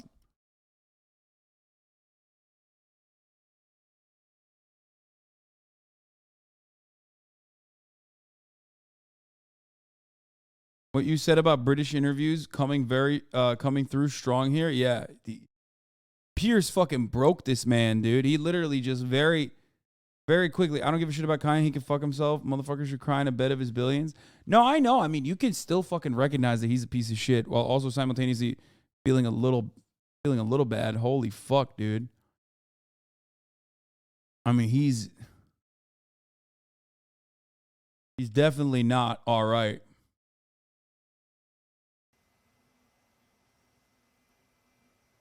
I unpaused it, by the way. Everything is up to God. And God has proven to me many times that it's not about what I want or what I would like. It's just up to him on what he sees fit. But David had to. But let me ask you. I mean, yeah, but do you still love to the Kim? sheep? Sorry, not with an S. Do you still love Kim? I absolutely love. I'll love her for life. And I will protect. Oddly enough, I'll actually protect her, because when I call out things that I feel are wrong.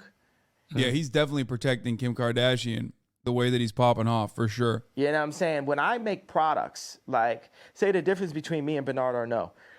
Like, say, watch, Elon Musk, every product, the reason why Elon Musk is like a Steve Jobs is, if he makes a flamethrower, he would use that flamethrower. If he makes a Cybertruck, he would use that Cybertruck. Me, if I make some 3D printed boots, I'm going to have the 3D printed boots on. Wow, and I love wear those. them every day. Can I get a pair of those? Absolutely, sir. They would Tucker really liked suit them me. also. These boots are a hit. Love those. Yes. They look fantastic. Yeah, no. Give your wackest shit to the wackest motherfuckers on the planet, bro. Keep it up. That's why when I was debating Charlie Kirk, remember, this was when like Kanye West started fucking had just started like hanging out with Kanye. So it was Charlie Kirk and shit. Like he was wearing the Yeezys.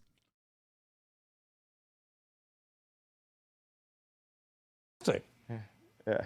Would you like to one you day? very much, sir. Do you think, given that you've got all these kids together, would you like one day to get back with Kim? Do you think? Do you feel like you've gone through a very tumultuous period, but that actually the love underneath it all between two people remains? And would you like to get back together?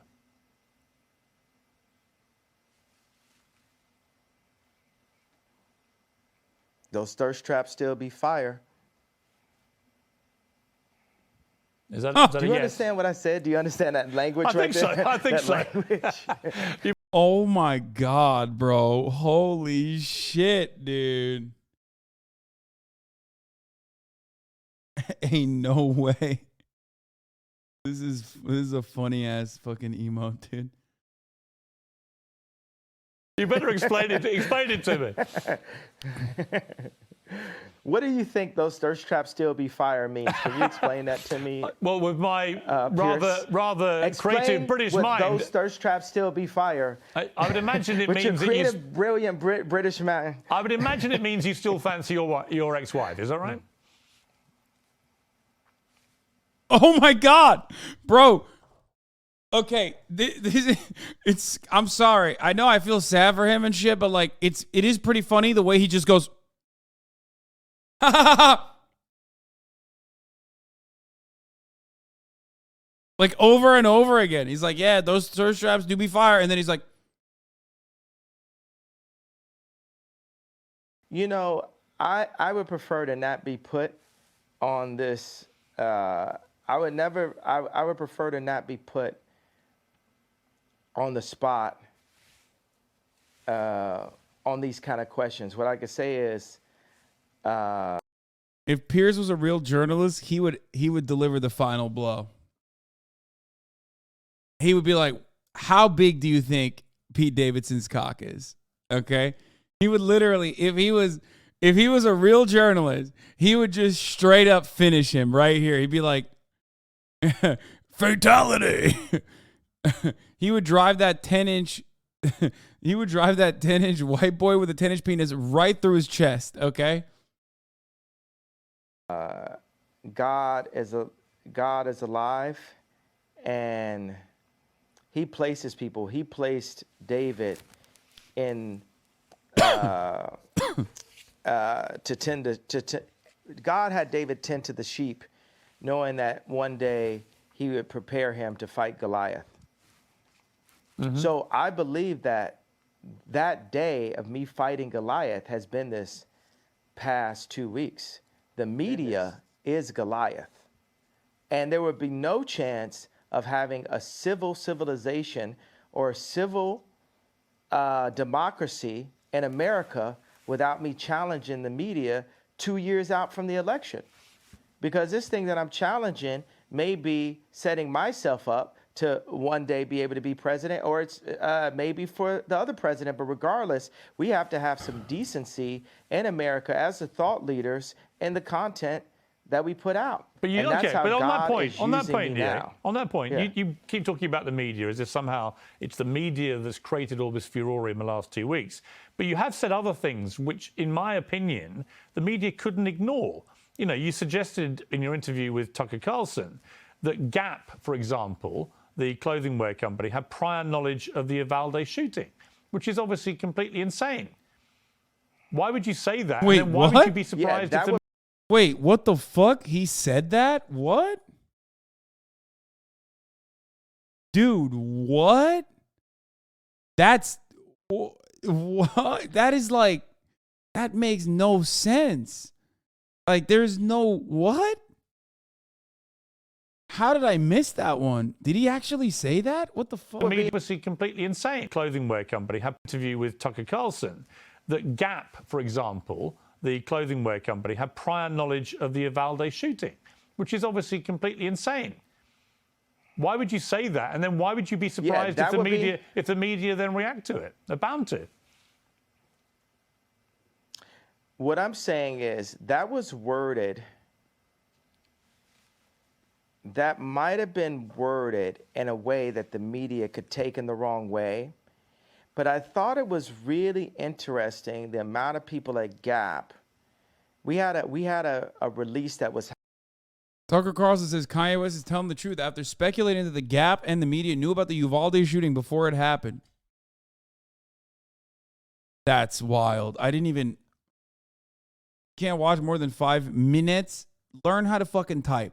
Okay? Make me squirty, please. Learn how to type. Minutes. She said minutes. Happening, and the amount of people at Gap that were rallying around this as a media moment, if they didn't know about that, where there's theories, you can't say that the theories about 9/11 are completely insane. Actually, that's just the person. Bro, he's just using. Oh my God, he is so fucking deep, dude. He is deep, brother. It is irreparable.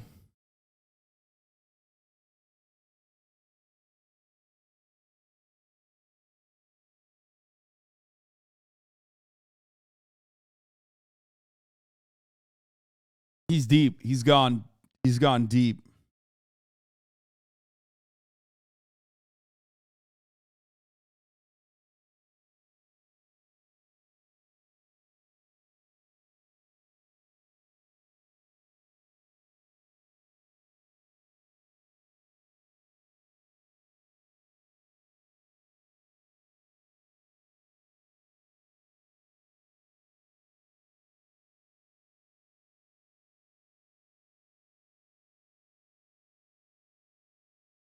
I can fix him and make graduation. No, sorry, I was writing at Germa, which, by the way, I will be. Minette means kittens in French. I was writing to Germa, who I will be playing Gotham Knights with. That's fucking right, dude. That's right. I'm leaking it. Me and Germa playing another video game together. Hashtag sponsored. Hashtag Gotham Knights. We're going to be doing that at 5, baby. Let's go. Also, what's up, XQC? Hope you're doing better. I hope your ear infection is getting better. Well, look, you're perfectly entitled to have theories. I think most of them are completely insane. But I on this specific one, on Uvalde, you even suggested that Matthew McConaughey may have. It was all a bit weird that he was speaking so early about it, when in fact he came from Uvalde and spoke very passionately after this atrocity. So I think people read these comments and are like, what are you talking about? Not ear are fucking my brain. So unlucky. What I'm saying is I definitely feel there was a major media push around that to create trauma and fear culture, because the amount of people, and this is not to be in any way, I care about people who have passed away and have lost loved ones. 20 kids were shot dead in a classroom. Right. 20 children were shot dead at school. So let me explain. No one in the media is putting any sort of trauma into that. That is the trauma. Okay, Piers, how often does that happen in my hometown? Well, the 20 kids are killed in school in one mass shooting. As far as I'm aware, it's never happened in your hometown, has it? Yeah, it does. Come on. Oh, my God. Dude, stop. He's going to liken it to abortion again. I'm going to fucking lose my mind. Stop. Don't do it. Don't do it, Ye. Don't do it, Ye. Not in one mass shooting. Are killed in Chicago. I didn't finish. Okay. Let's not do this again. Okay. We reviewed how that goes. You could talk. At least 14 kids are killed in Chicago every week, and there's no. Okay, he's talking about. Okay, no, that's fair. No, he's not wrong about that. I mean, he's using it as a counter, but if he's going to talk about the media not really paying attention to black children dying in gang violence, street violence, then he's not wrong. That is a correct take, but of course that take is not, he's not dropping that out of nowhere. He's using that as a counter to be like, well, this is why I think it's okay to be conspiratorial about the Uvalde shooting, because the media doesn't care about black children dying in the streets, which is why he's using it as whataboutism. Media push around it. He's again, yes, you're correct. He's using, once again, black trauma as a shield against the awful shit he said. Exactly. That's my issue. When I was at Gap, there was no media push around the killings in Chicago. But I would agree. So look, I agree with you. I completely agree. My youngest son has recently been at University of Chicago for a year, and there were 2 students shot in that time. I completely agree that there is never enough attention given to all the slaughter from gun violence in Chicago. Completely agree with you. What I can't agree with is any suggestion by you that anyone at Gap or Matthew McConaughey or anybody else had any prior knowledge of what happened at Uvalde. Of course they didn't. I can't believe Piers Morgan is doing this. I can't. I hate that he is the guy doing this interview, okay? It's like, it sucks, dude. It sucks that Piers Morgan is the correct taker, the correct take haver here. Oops, sorry. This is my Gotham Knights sponsored overlay that I'm supposed to be putting on here. Oh, shit. Fuck. Oh, my God, it's massive. Oh, Jesus Christ. I'm so bad at this shit. Okay. Listen, I can do two things at the same time, okay? Demonstrably not good, but it sucks that Piers Morgan is the person that is the correct one in this conversation. Imagine if this was his full-time job. Okay, shut the fuck up. What I'm saying is, I'm not saying they did, but with the amount of attention that went, understand, I was jealous, once again. You feel me? I'm jealous that so much attention went in this direction, but doesn't go into the direction of Chicago when Then the say same that. thing Say and the that, same yeah. amount of people. That's what you should say. I'm not Again, finished. Yeah, but And it comes down to the way I'm you saying phrase it, these bro. things. Bro, hey, I just said it. Yes. Like I just said, you're not always going to say. Bro, he's like a kid. Like, so much of his anger, animosity, resentment is so hyper specific, hyper personal, and he lashes out like a fucking child. Like, oh, I was just jealous. That's why I fucking said insane shit about kids elsewhere dying. Say the things the right way, but at least I have the bravery to open the conversation. Your first. And there's the fucking narcissism. Oh, well, I know I said that Gap knew about the Uvalde shooting, and here are some fucking unrelated reasons as to why I said it.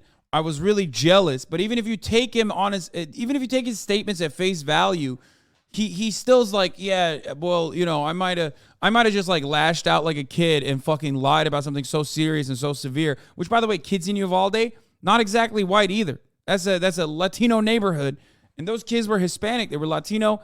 Like the kids that died, it's not like the media normally pays attention to that shit either. Okay. But they did in this circumstance, not for some overarching narrative, but because it was kids being fucking ruthlessly slaughtered. I don't think Kanye West understands the ideological underpinning as to why people use that kind of deflection, the black on black crime in Chicago. What about Chicago? That's what I'm saying. He read some of the chapters, but not all of them. Candace Owens and others like her and most of the Republican white supremacist commentators use what about black on black violence just as a deflection. They don't actually care about the black kids in Chicago, which is precisely why they could just say that and drop it and then move on. Kanye West, on the other hand, is trying to do that, but then still deep down inside, he was a black kid in Chicago. You know what I mean? So he can't fucking let go of that. And that's the reason why he falls into this like weird logical trap where he's like, he does genuinely care. So deep down inside, there is a person who genuinely cares about that shit. Okay? So that's the reason why he's like, oh, well, I was just jealous. That's why I said it. No, you didn't say it because you were jealous. You said it because you're a fucking psycho. You said it because you don't think about anything other than your own ego. You said it because you're a fucking narcissist. You said it because you were saying unhinged shit off that mania juice, okay? And you loved the kind of positive affirmations you were getting from white supremacists. But there's still a person there that is a real human being underneath the thick layer of mania where, that's the reason why he's like looking for a way to deflect away from it. And stating, he's like, oh, well, I was jealous about the kids. Your first sentence isn't your last sentence. My first rap that I told wasn't. Don't try to save him. He's dumb, man. No, I can't. There's no way to. He can only save himself. It's not his bipolar that's caused bigotry. Stop. No, of course not. His narcissism paired up with his disorder and his like desperate attempts to find any kind of yes men led him into the worst possible gremlins that he could have fucking encountered, okay? But there's still moral culpability. There is still absolutely his own personal motivation.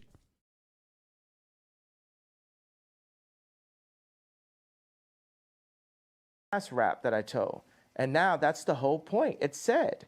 Once it's said, accept that it was said. I am the iPhone 20, right? I'm growing. I'm a hybrid. I'm updating. Okay. I'm constantly updating, and that's what we're supposed to do. You can't drag me back, because that's, you enjoy that, right? When you bring it up, I'm saying, hey, this is what I'm saying. I felt, this. Think about this. Have you ever heard the term premeditated murder? Yes. I had an idea. I don't like the word point. I had an idea that you didn't embrace right there. The martyr, JFK, we analyze his death 100 different ways, right? But with George Floyd, he died that way. And then it's white people telling super brilliant, successful black people, you have the right. It's literally like on some Black Lives Matter, like your life matters, like, oh, your idea matters, but then shut up and we're not gonna go back to it. No, we're gonna unfold it. I need you to watch that documentary, and I want us to talk line by line. I wanna do, because look, I think that we're a good conversation. And now within the next 2 years, we need to talk. By the way, when he says super brilliant black people, he's not talking about anyone but himself and maybe Candace Owens, which is like, oh my God. A lot of times, I right? would love to do that. This kind of thing. Honestly, but we should unpack. Listen. Yeah. Let me say to you, I've wanted to interview you for years. Yeah. I genuinely mean it when I say I think you're one of the most brilliant, talented people that I've seen in the public sphere.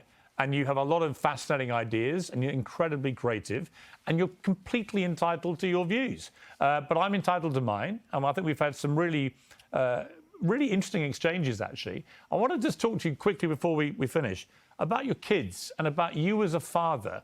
What kind of kids do you want them to be? What kind of values do you want to instill in your children? Oh, shit. I want my kids to finish their education. I know that my album was called The College Dropout, but when I look at the way, just like you said, your kids are in the University of Chicago, we need the education. That's another thing to be jealous about. The Muslims have the Quran, right? And Jewish people also have their holy books, but they have the education. And once we have the education, and we have the strong black minds, we need to pull them together. There hasn't been end-to-end black-owned communities since Black Wall Street or since the gentrification of Harlem. Like I have this tech company called STEM, right, that had the most successful launch in tech history with 80,000 STEM players. As far as a first launch, right? We sold 80,000 STEM players back in February, and we went off the Apple platform, and now we're coming. Yeah, that was wild. He just said they're holy books. Like, come on, man. Just say the Torah. Like, what the fuck? With the next generation that has a projector in it, and it's coming with 4,096 movies. I did that because my Amiga computer had 4,096 colors when I was in 7th grade. And also you can download films without having to use an Apple product. So I called this guy, and we're working on finishing up elements of the deal. And he's using emotional bullying, and like his shoulders are down, you could tell on the call. And he says, well, because of your comments, we're not gonna be able to hire people. It's the people that we need. And I said, well, how many people do we have working for us? He said 60, and we have 40 part-time. I said, well, how many Jewish people do we have? He said, well, I don't know. We have some. And I said, well, do we have black people working for us? He said, yeah. I said, how many? He said, 2. And I said, you're telling me we can't find 60 black engineers? Well, yeah. And see, that's where that comment that got me into so much trouble forced me to look at myself as the richest black man since Mansa Musa, right? With multiple tech companies. Why does he keep saying that? There's like, not that it fucking matters, but like, this is the first Mansa Musa mention, by the way, which is true. But also, there are wealthier black people than Kanye West out there. Like currently, there's a hedge fund manager, there's a classic, the famous hedge fund manager. I don't know if Oprah's wealthier than he is. There's a Nigerian oil guy.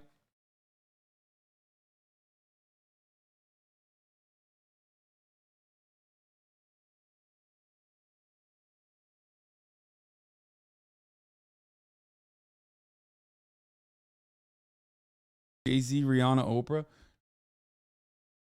Depending on whichever numbers you're looking at, I think it's different. But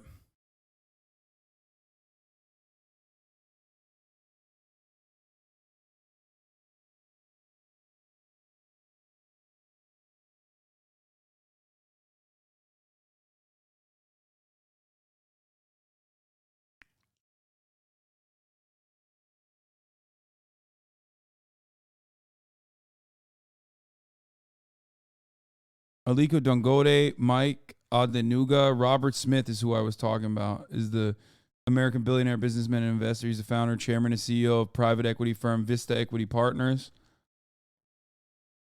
David Stewart, Abdul Samad Rabui, Oprah Winfrey.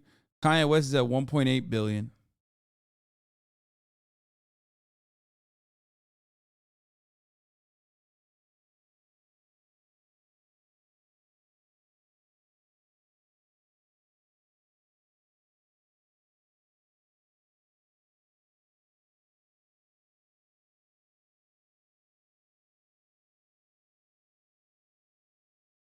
Anyway.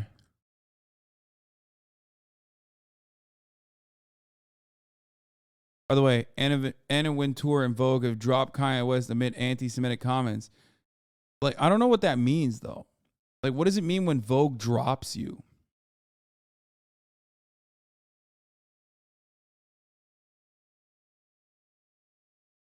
Like, no collabs? Is that what it is?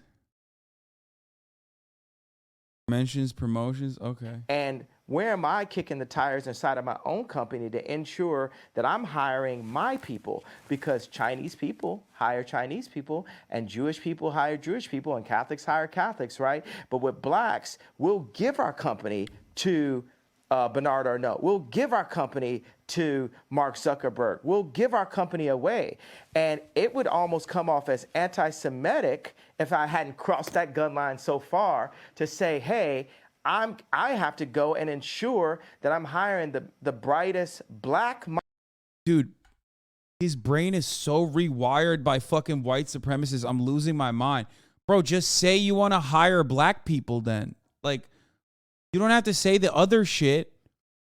Like, Killer Mike did an entire episode revolving around how the black dollar leaves the black community immediately.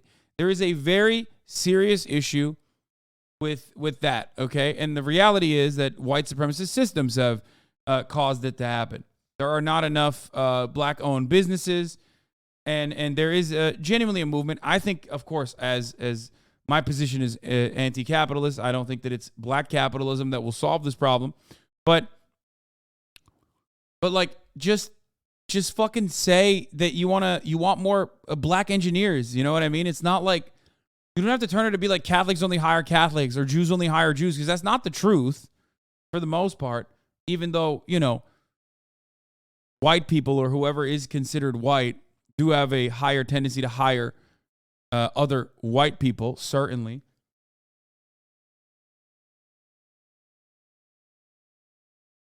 I don't get your mindset, Dan. You don't think blacks should own more businesses? You said blacks. No, man. No, I don't think that solves the systemic problems across the board, okay? Which is true.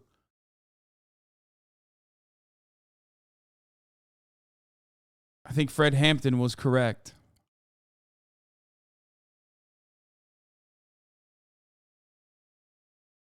Kanye West is what you get on black capitalism, okay? That's it. Hear me out, Hasan. What is this? This is an example of the type of woman gay guys thinks is really hot. Meghan Trainor's really claimed that main pop girl title again. Oh, I used to pray for times like this. What? I could have my Gucci on. I go wear my Louis Vuitton. But even with nothing on, bet I made you look. This is such a weird, random tangent that we just went on, man. I have no idea who the fuck. I don't know who the fuck Meghan Trainor is. I don't know what's going on. I don't even understand. Let's get back to the main point here. To my black-owned tech company. You know, Kamala is our never again. We're never gonna just hand something over just because we like the way this person looks and we have the emotional connection because she was a Delta and my mom was a Delta. She got 96% of the black female vote. You would have thought Drake was running, and we haven't seen her really honestly since.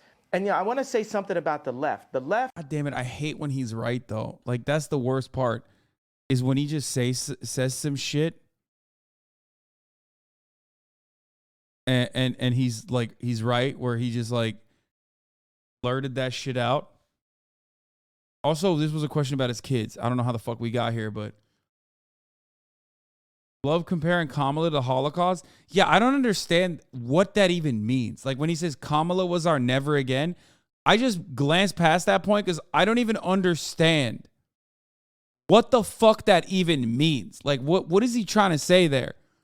I'm just simply talking about him saying like, you know, Kamala Harris Kamala Harris pandered, or at least the Democrats pandered to the black community with Kamala Harris, and then she didn't even follow through on anything. She delivered nothing for black women, which, by the way, again, some of the numbers there are stupid because, yes, black women notoriously, overwhelmingly vote for the Democratic Party, almost always over 90%. So Kamala Harris doesn't really move the goalpost all that much. I guess he's just saying, like, never again will black people be duped into voting for the Democratic Party. But, like, black people don't vote for the Democratic Party. Black people vote against the Republican Party, which out of the two, both parties are racist. But out of the two, they're voting for the party that is at least not openly saying that they're racist. You know what I mean? And even sometimes says that they're not racist. So that's it. That's still using the same Holocaust phrasing. He knows what he's saying. Yeah, I don't understand how the fuck that would ever tie to the Holocaust. So it's like insane. You guys got to sit with me. Your current administration that these guys put up, they shit the pot on this one. They should have got Bernie, but Bernie had too much of a conscience. And so you got a guy with no conscience. Instead of getting Bernie Sanders, you guys got Weekend at Bernie's. And oh my God, that you don't like where we're at right now. So we got to have a conversation going in. When you listen, on how to I won't disagree with you about. I don't disagree with you about President Biden or Kamala Harris for that matter. Let me ask you about someone we haven't mentioned, Vladimir Putin, and what he's been doing in Ukraine. What is your view of that? What? Piers is like, I don't agree with you on Bernie, who is an anti-Semite, by the way.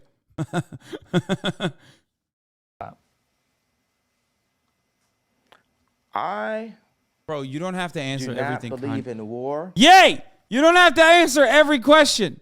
You could just say, I don't know anything about it and move on. What the fuck's wrong with you? Don't do it. And I believe that there is ways that America could have avoided this war. But Biden has... Bro, even if he says the right things, which he's not going to, because fucking he's crazy. Even if he says the right things, I don't want him to be the person delivering it, okay? You want to know why? Because at this stage, he's very clearly manic, okay? So, like, no matter what he says, it's like, I don't want to turn into the Ben Shapiro of the situation and be like, oh, man, he's spitting, though. You know what I mean? Like the Bernie take, I'm like, oh, God, it's not good. You don't want to hear Kanye West coming fresh off the heels of like, I'm going DEFCON 3 on Jews, to turn around and be like, Bernie was the real choice. Okay? You don't want that. You don't want that association. money, Biden has reasons for us to be at war right now for selfish reasons. And what I would like to do, without giving you too much information, I would like to speak with my political advisors to give you the exact information. I'm not gonna, hey, watch this one, Piers. I'm not gonna shoot from the hip on this one, especially talking about Goddamn! war and things as sensitive as Ukraine and the Russian war. No, we already got that the RETARD comment earlier that maybe we could work on that I feel like is going to be massively offensive, and I really do. Now that one, I do apologize to people that I offended earlier in the interview on that comment. Maybe we could look at scrubbing that if we deem. Well, if we'd like to. actually, I would say this: yeah. it's an uncensored interview. You said something which you've now wished you hadn't said, and you've apologized. I actually think that says a lot about you, right? That shows you've got that ability to be self-aware, to understand when you cross a line. I think someone like you, with all your energy and creativity and your passion, you're going to say stuff. The way that you talk constantly and in such an extraordinary manner, you're going to trip up. You're going to say things the wrong way. I don't think there's anything wrong in when you do that, doing what you just did and saying, look, I'm sorry, I crossed a line, I apologize. It's actually quite empowering.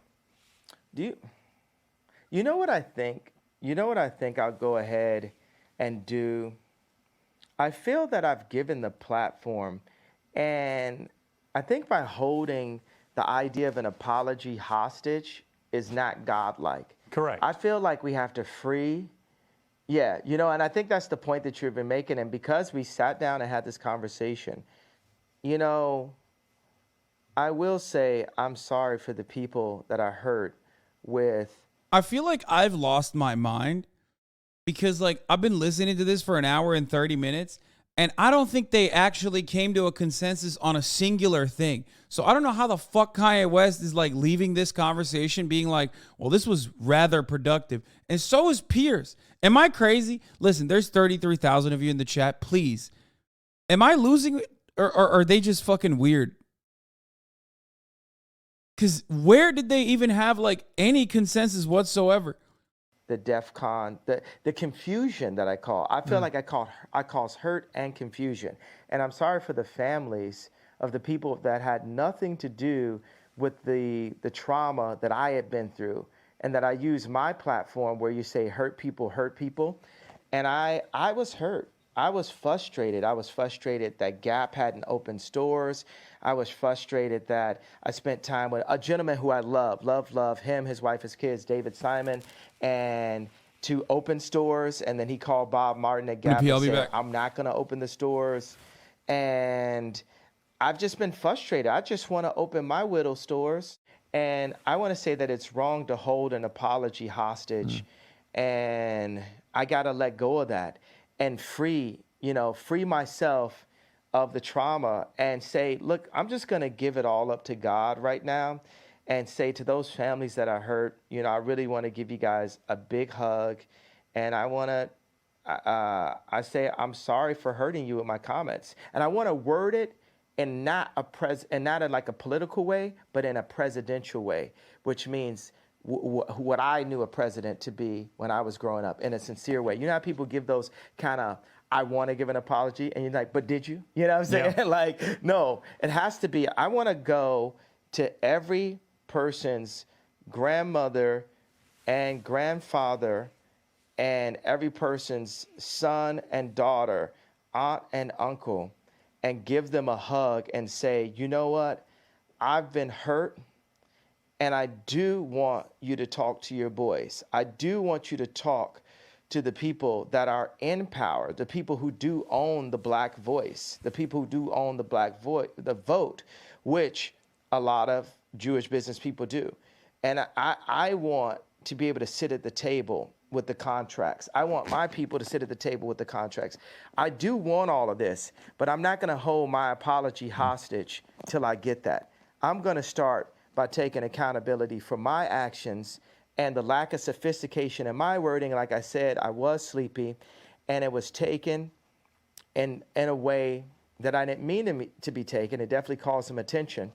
But I don't want the conversation to go away just because I came to you guys and said, you know, I understand how I hurt you, and I'm sorry for the pain that I've caused and the confusion that I caused. Now, that is said, right? But I don't want the conversation to go away that we are still in a place where these contracts are still up. My people are still getting screwed. This has to be opened up. And I'm not asking for a promise, but it would be a beautiful world as I release the pain that I've caused and the pain that I have in me, that grudge that I was holding, that you guys, some of you guys, 1, 2 of you guys step up and say, let's look at these contracts. Let's make it not be a known fact that the music industry is treacherous. Let's make it, because some of my kids do music. Bro, Candace Owens is broken this man. I mean, he's a full-ass adult in and of itself. So, like, obviously his own personal narcissism and his own personal behavior is reprehensible. Everything he's done is fucking awful. But, like, the last remaining tie, like, someone just led him down this path where he was just like, who's responsible for all of this that I've seen? Oh, must be Jews. Like, fucking insane. It's insane. Right-wing propaganda is so fucking insidious, dude. You know, I don't want them to step into a treacherous place. I want it to be better for them than it was for me. So I want us to sit down and come together. At this point, it's over, though. Like, the damage is done. I don't think he's capable of like, even going back on his words and truly, like, trying to repair the harm he's caused. You know what I mean?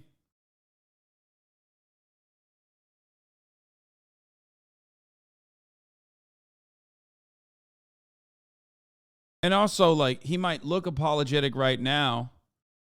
But, like, ultimately I feel like he still thinks the record label executive exploitation is you know, it hinges on them being Jewish for some fucking weird reason. Like, I feel like he's not done with that.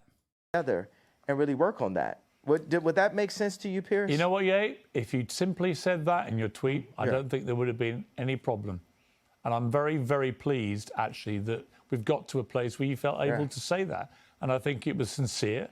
And but we still have a problem. That's my point. No, Piers. I get it. I get it. But what you've now done, you've now explained the context of the problem.